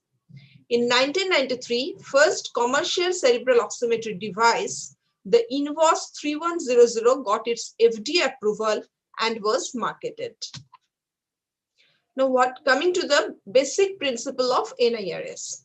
Measurement of tissue oxygen saturation and tissue hemoglobin content is determined by the difference in intensity between a transmitted and received light as described by the Beer-Lambert law. A decrement in transmitted light intensity is equivalent to the quantity of the substance. This is a monitor which is attached with the electrodes with the help of intervening cables. This is the cables, the electrodes are placed on the patient's forehead. These electrodes contains a source and the detector. Now, what is the source? This is a source of NIR or near infrared rays.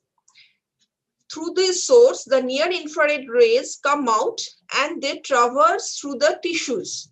They follow a hyperbolic or a banana-shaped curve, and ultimately they are detected by the detector. So this device consists of two main components. One is a light source, the light emitting diode or laser, which irradiates near infrared light at the surface of the patient's head. And there is a photodetector, which captures photons returning to the surface of the head, typically following a hyperbolic or banana-shaped path in the tissue. This is the picture showing the presence of light emitting diode. This is one light emitting diode. This is another light emitting diode. They emit the infrared rays. These rays, a portion of these rays allows deeper penetration. They pass through the cortex, cerebral cortex, and they traverse a longer pathway and ultimately detected by the distal detector. On the other hand, a part of the infrared rays, they usually traverse a superficial pathway. They don't penetrate to the deeper structures. They mainly traverse through the skull, and they traverse a shorter distance, and they are detected by the proximal detector. These are three electrodes that we commonly use. From left to right, the left one is the adult electrode, the middle one is a pediatric electrode, and the right one is a neonatal electrode. Here you can see that each electrode has three distinct portions. This one is the light emitting diode is present, through which the NIR comes out, and they are two proximal detector and the distal detector. This is the electrode that I have already discussed. This is the laser light source through which the light comes out. This is the proximal detector. It usually receives the signals from the scalp tissue. That's why they are also known as scalp detector. And this is the distal detector. They usually receive the signals from the brain, that is from the cerebral cortex. That's why they are also known as brain detector. Now, in NIR spectrum, which ranges from 700 to 1100 nanometer, photons are capable of deeper penetration of several centimeters, and NIR beams penetrate bones prerequisite for transcranial cerebral oximetry. This is very important because if the NIR beams fails to penetrate the bones, then cerebral oximetry will not be possible, because we all know that brain is surrounded by the bones, that is the skull. Now, coming to the basic principle of NIRS, actually the principle of NIRS and the principle of pulse oximeter that we use in our day-to-day practice are almost similar. There is a huge similarity between these two principles. In the pulse oximeter, there is a light emitting source which emits the light. It passes through the capillary blood and it differentially absorbs it is absorbed by the oxyhemoglobin and the deoxyhemoglobin. And finally, the unabsorbed portion of the rays are detected by a photodetector. And then we apply the Beer-Lambert law to know the status of oxygenation. The same principle is applied in the NIRS also. Here also there is a source for the near infrared rays that come out through the source. They pass through the cerebral tissues or any tissues where we want to measure the oxygen status. And while passing through the tissues, these rays are absorbed by the oxyhemoglobin and the deoxyhemoglobin. And finally, the unabsorbed portion of the rays are detected by the detector. And here also the Beer-Lambert law is applied to know the oxygenation status of the tissues. So cerebral regional oxygen saturation, or RSCO2, is the percentage of oxyhemoglobin over the sum of oxy and deoxyhemoglobin in pooled arterial, capillary, and venous blood in the illuminated brain region. RSCO2 is essentially determined by CMRO2, that is demand, and oxygen delivery to the brain, that is supply. Near infrared spectroscopy measures the hemodynamic response That is changes in oxyhemoglobin and deoxyhemoglobin concentration in the brain using light in the near infrared wavelength range.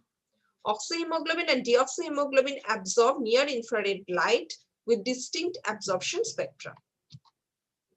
This is the absorption spectra of the oxy and deoxyhemoglobin. The red color indicates the spectra for the oxyhemoglobin and the blue line indicates the absorption spectra of the deoxyhemoglobin. Using the modified Beer-Lambert law, NIRS provides the measurement of oxyhemoglobin in relation to total hemoglobin concentration. It uses a proprietary algorithm for subtracting oxygen saturation from superficial tissue, that is bone and extracerebral tissue, from that obtained from deeper tissue to yield RsCO2 value from the superficial frontal cortex. This is the actual monitor. Here you can see this is AL is written. So AL means this RsCO2, that is 81, is the oxygen saturation of the left frontal cortex. And this is the oxygen saturation of the right frontal cortex. And here there is a graphical representation of the RsO2 value also. There is wide intra and inter-individual baseline variability. The normal value ranges from 60 to 75%, and it is best used as a trained monitor. It is better to avoid the absolute values for cerebral ischemia or hypoxia because individual value may not be very much reliable. So it is always better to get the baseline value and then it to be used as a trained monitor. Excuse me. There are various sites for NIRS measurement. The most commonly used is the scalp, that is the forehead. This is the commonest site and it mainly measures the frontal cortical oxygenation. The other sites are thinner eminence. This is used for measuring the peripheral oxygenation. Its advantages include the relatively thin fat layer and it doesn't participate less in systemic edema formation. The other sites are forearm. It is also used for measuring peripheral oxygenation. The vascular response may occur earlier and more intense. Enables measurement of oxygenation in isolated upper extremity muscle compartments, and it is more sensitive than thinner NIRS. This device has several advantages, like it is safe, portable, quiet, non-invasive. There is a possibility of continuous measurement and it is resistant to motion artifacts. It is harmless, that is the applied light does not cause burns even if applied for a longer period. And it is less expensive than other functional neuroimaging methods.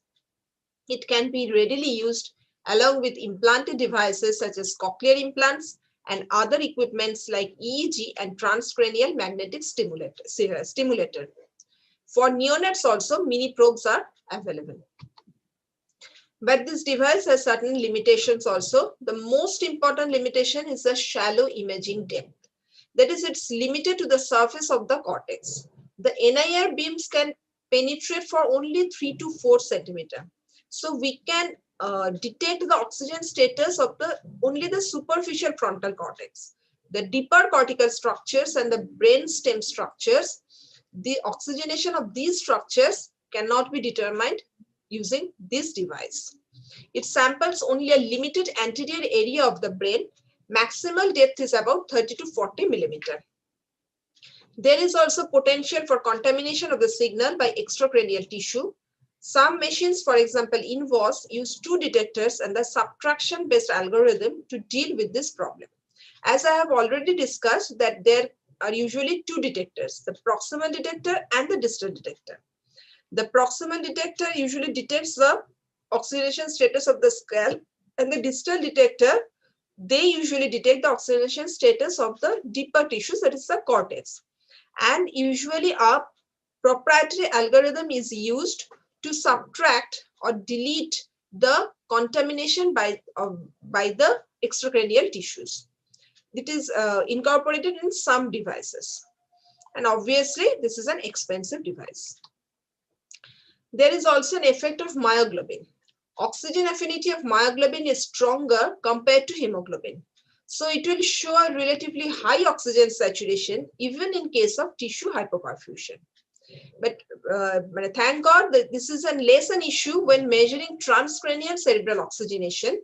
But while measuring the peripheral tissue oxygenation, especially in the forearm or anywhere, any region where the muscle mass is high, it will definitely be an issue.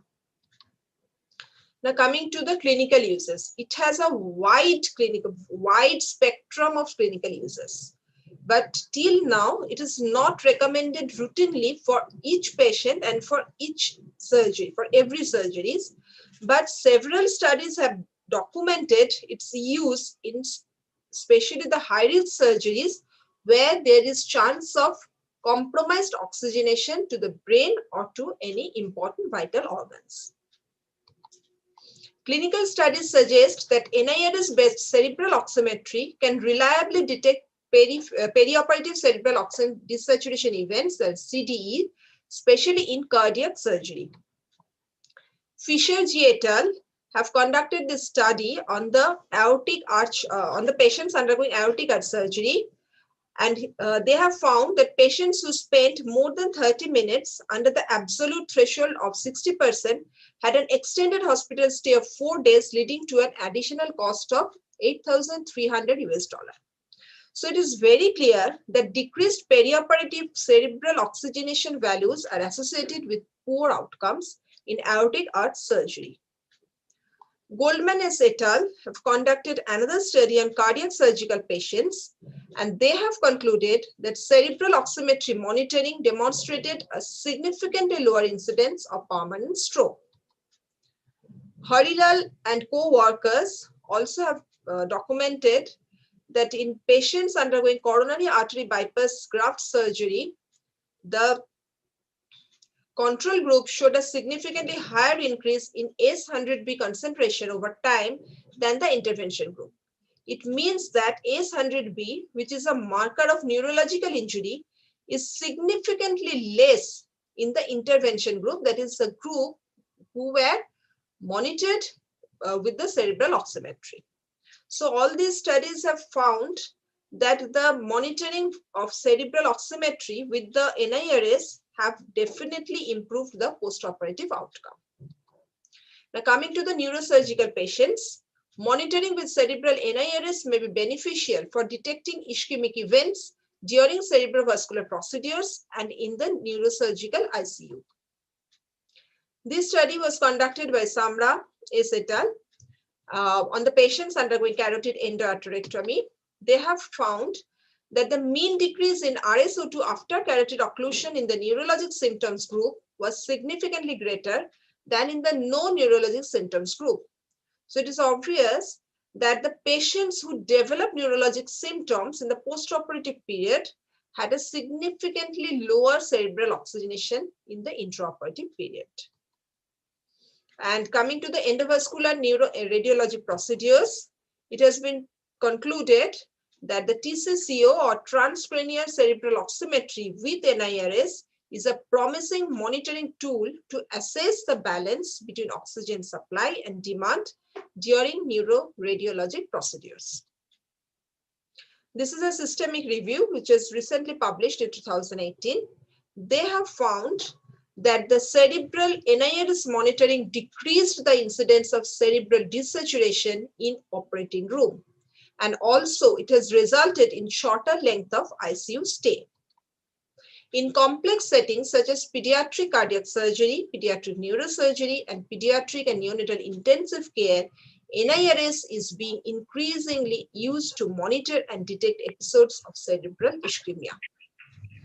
It has also been found that the cerebral oximetry was associated with reduced incidence of POCD. This study have concluded that using RSO2 monitoring, managed anesthesia in elderly patients undergoing major abdominal surgery reduces the potential exposure of the brain to hypoxia. This might be associated with decreased effects in cognitive function and shorter PACU and hospital stay. It has also been used in patients undergoing surgery in beach chair position. This study was conducted on patients undergoing shoulder arthroscopy. They have concluded that shoulder surgery in the big chair position is associated with significant reductions in cerebral oxygenation compared with values obtained in lateral decubitus position. Cerebral oximetry was again used to monitor the cortical changes during cerebral vasospasm after aneurysmal subarachnoid hemorrhage. Bhatia et al. Conducted a study to evaluate the application of near-infrared oximetry to cerebral monitoring during aneurysm embolization, and they also compared it with intraprocedural angiography. They have found that the episodes of angiographic spasm were strongly associated with reduction in the ipsilateral NIRS signal. Furthermore, the degree of spasm was associated with a greater reduction in same site NIRS signal. It is also used to predict the early blood transfusion in trauma patients. It has been found that a minimum tissue oxygenation of less than 70% was correlated well with the need for blood transfusion. This is also used to monitor the tissue perfusion in traumatic shock in dehydrated pediatric patient as an estimate of splanchnic perfusion after pediatric cardiac surgery. Lower extremity RSO2 was used to confirm the development of compartment syndrome. It has also been used outside the operating room to detect the changes in cerebral perfusion following an acute ischemic stroke, to identify pathological states like Alzheimer's disease, to study neurodevelopmental disorders such as attention deficit hyperactivity disorder, ADHD, and autism in children. So finally, the take-home message is, it is a non-invasive portable device based on differential absorption of near-infrared rays by oxyhemoglobin and deoxyhemoglobin. It is indicated in high-risk surgical procedures, and the main limitation till now is the shallow imaging depth. We cannot receive signals from the deeper cortical structures. This is a very important limitation. These are my references, and wish you all a very happy new year, a corona-free, a mask-free happy new year. Thank you. Wow. Thank you, Dr. Sudeshna. That was a wonderful and well explained and very, very lucidly explained lecture, I would say. It's a very complex topic if you do not understand it or grasp it well. And I'm sure Sarbari madam would like to put in a word or so. No, before that, I must request Dr. Rakesh Garg to comment, yes, to put in some of their remarks. Rakesh Dr. Garg, please. Rakesh Hello. I think it was an excellent session, and so I will request Dr. Julfikar Ali, who has a excellent experience in this regard also, to just give his brief overview and any comment upon use of this newer modality for outcome in neurosurgical procedures. Dr. Ali, Julfikar Ali, sir. Yeah, thank you, Dr. Rakesh.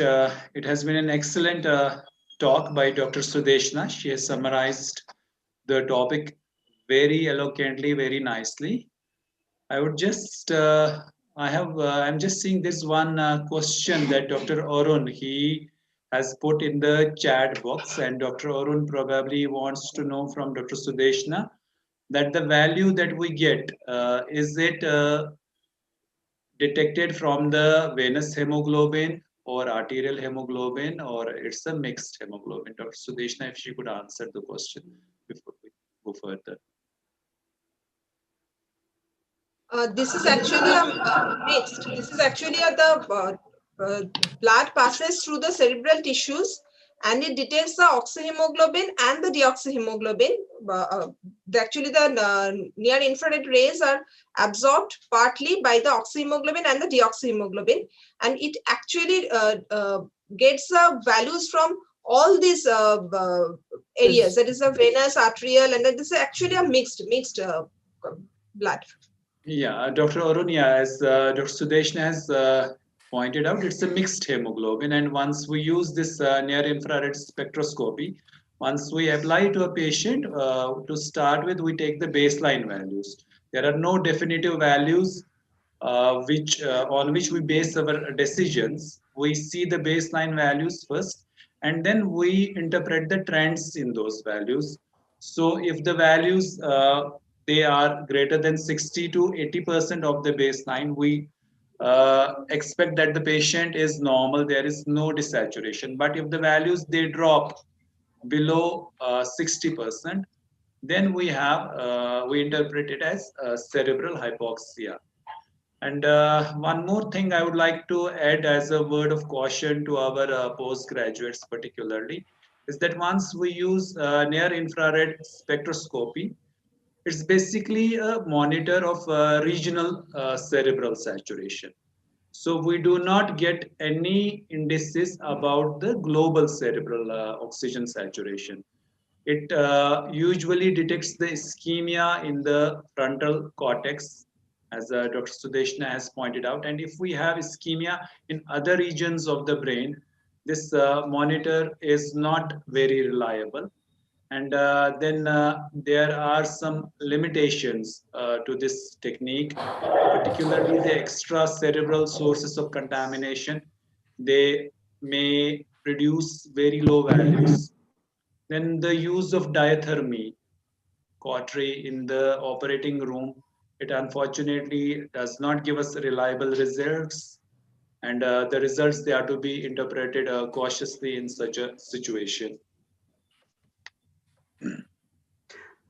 Thank you, Dr. Zulfar. Just a brief comment, if Dr. Soika Madam allows me to speak. Yes, please, please. Thank you for the wonderful session and the theme today. But having listened to this various gadgets of starting from Dr. Tushar Choksi, where he was talking about the future gadgets as well, with Sandeep Sahu looking for and giving the ideas how to balance the things, and Kundu Madam talking about these modalities. But it has to be a balance between a basic monitoring and the advanced gadgets. The advanced gadgets are not for every patient to be used by everybody. As we say nowadays, it's the time of individualized medicine. It is the era of personalized medicine is coming up, and that will find its role into the anesthesia practice also. So we have to individualize the use of monitoring tools also based on the individual need of a particular patient. But having said that, the newer gadgets are looking very fancy, very glamorous, and they have very many graphs and figures on it. But when we start using these newer modalities, newer graphs, we need to understand their interpretation more nicely, because finally we have to treat the patient, not the monitor. So we can have an NIRS giving 87, we can have a flow track giving an SPV of some figure, we can have an coxyhemoglobin giving some parameter, but finally we have to treat the patient. So understanding these patients and these modalities, these figures and graphs on those monitors are equally very important. And at the back of thing, monitor can go wrong, monitor can stop working, the basic monitor will not. So we have, I think, many of my teachers have told me, and even now I just share with my residents also, that we should be very versed with palpating the pulse and look for whether it is high volume or low volume, in case if something is being happening to the patient, monitors is giving not a right clue. So balance between basic monitoring vis-a-vis the newer advancements in the monitoring needs to be done. And as a practitioner, we should be aware of both. We cannot say that we can survive on basic monitoring, and we cannot say that we'll be surviving on very fancy newer gadgets which may not be available at all places. A balance, understanding, explanation is very, very important. And finally, we have to treat the patient, not the monitor. So that's important for us. Thank you so much for giving me chance, ma'am, and over to you. Dr. Rakesh, there's a question in the chat box. Before we end up, I would just like to, one of the postgraduates probably is asking us that do we have any role of NIRS in the pediatric patients? There is some emerging role, as we have seen that NIRS is now used in detecting the ischemia in intraventricular hemorrhages in the pediatric and the neonatal population. If the NIRS values fall, this may lead to suspicion of the intraventricular hemorrhage, and it has been also used for the detection of the periventricular leukomalacia. These are the two emerging indications of NIRS application in the pediatric population. Okay. Thank you, Dr. Ali. Thank you, Dr. Garg. Nicely, you have nicely summarized the whole thing. And Dr. Garg, you have your priceless words, definitely the monitoring, some basic monitoring are very, very important. We have to know where we should go for this advanced monitoring or the newer monitoring gadgets.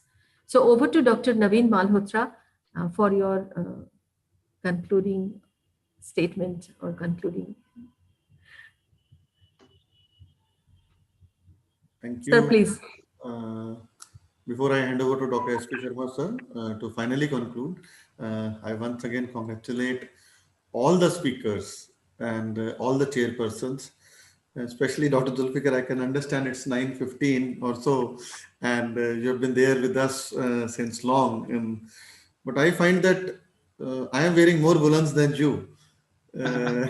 This is slightly strange because we are at 2.6 degrees centigrade right now. I don't know how much is Srinagar there. It will be sir -3, -4. Oh. That means your central heating is more effective than us. So mine and Rakesh woolens are more, isn't it, Rakesh?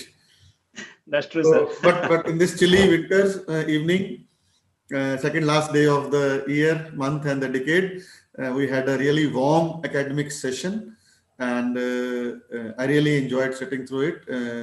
Heartiest congratulations to the organizers, Dr. Sarabrit Vaika, and I found a new talent in Dr. Kasturi Bandyopadhyay, and Thank you, sir. she has been a good master of ceremonies, and she has done the anchoring very nicely. Yeah. Participate more frequently, Dr. Kasturi, please. Sure, sir. Sure. It's an honor to be on the same platform with all the stalwarts like you. And I owe this to Madam Sarvari Swaika for giving me this opportunity to be here with you all. Thank you so much. I'll be extremely glad to be here back again. Sure, sure. And I also place on record my appreciations for Dr. Sarbani Basu, Dr. Vijay Lakshmi, and nice to see Dr. Gurjit Khurana after a long time. I'm just trying to gather all of them together who have been associated with us in the last many years or so. Wish you all a very happy new year, and I endorse, let all remain safe and healthy. All in our family remain safe and healthy. Yes, may not be mask free in next 1 year, but at least COVID free. Long live Rsacp. Thank you very much. Over to you, Dr. Sharma, sir. Yes, it was definitely a very nice and good academic session. I congratulate Dr. Soika and her team, especially the whole West Bengal branch of Rsacp, who has organized this webinar, and all topics very interesting. And it is true that new gadgets are coming, but basic monitors are still, useful for us.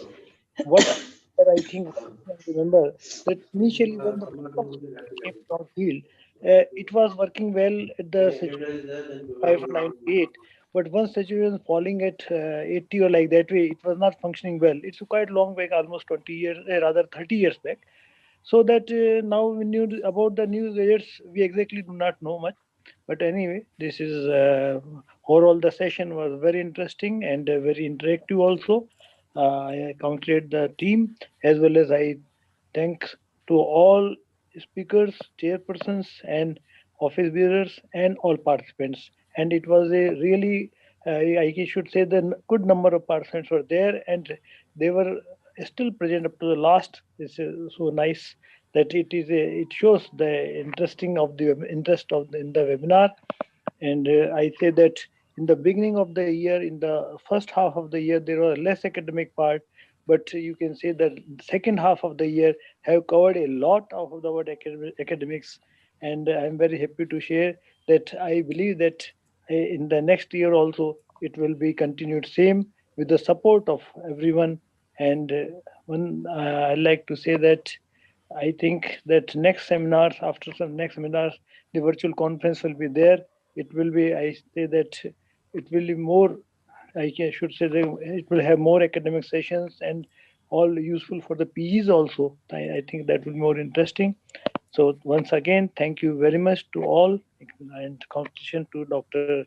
Swaika, and with Happy New Year coming. Stay safe. Long live Rsacp. Thank you, sir. Thank you. And final comments from the host, Dr. Sarbari Swaika, before we close down.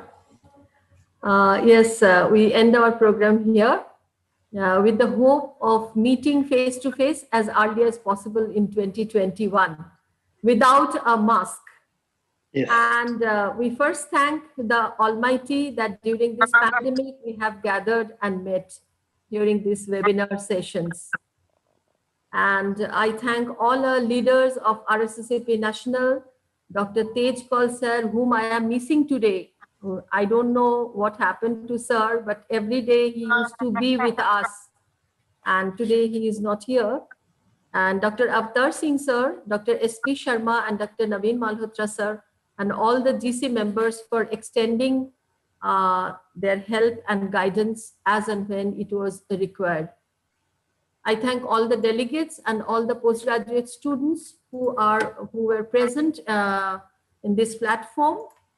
And last but not the least, I extend my heartfelt thanks to all the esteemed faculties who have taken time out from their extremely busy schedule to be with us for sharing their knowledge and enlighten and encourage us with their inputs from all the expertise and knowledge. So to name Dr. Harsh Sapra, Dr. Sandeep Sahu, Dr. Anil Verma, Dr. Gurjit Khurana, Dr. Zulfikar Ali, Dr. Debanjali Ray, Dr. Naveen Malhotra, Dr. Tushar Chokshe, Dr. K.K. Mubarak, Dr. Ashok Kumar, Dr. Shravani Basu, Dr. Sudeshna Bharkundu, Dr. Suvendu Sharkar, and last but not the least, Dr. Rakesh Garg. I am very much grateful to you all. I must thank a big thank to Dr. Kasturi Hussain Bandopadhyay for conducting this session very nicely and in a seamless fashion. Thank you. I'm honored. Thank you, ma'am. And one more, I must thank the Anesthesia TV, which was streamed by Dr. Ashok Sham and Mr. Rahul Chaube. And thank you once again to all the leaders of Rsacp. I hope we will meet again in a beautiful way in another year coming in front. We pray to see the dawn of another tomorrow in 2021. Thank you, sir. Thank you all, and good night. Good night, ma'am. Night all. Okay, good night. Good night. Happy New Year to everybody. Happy New Year, everyone. Long live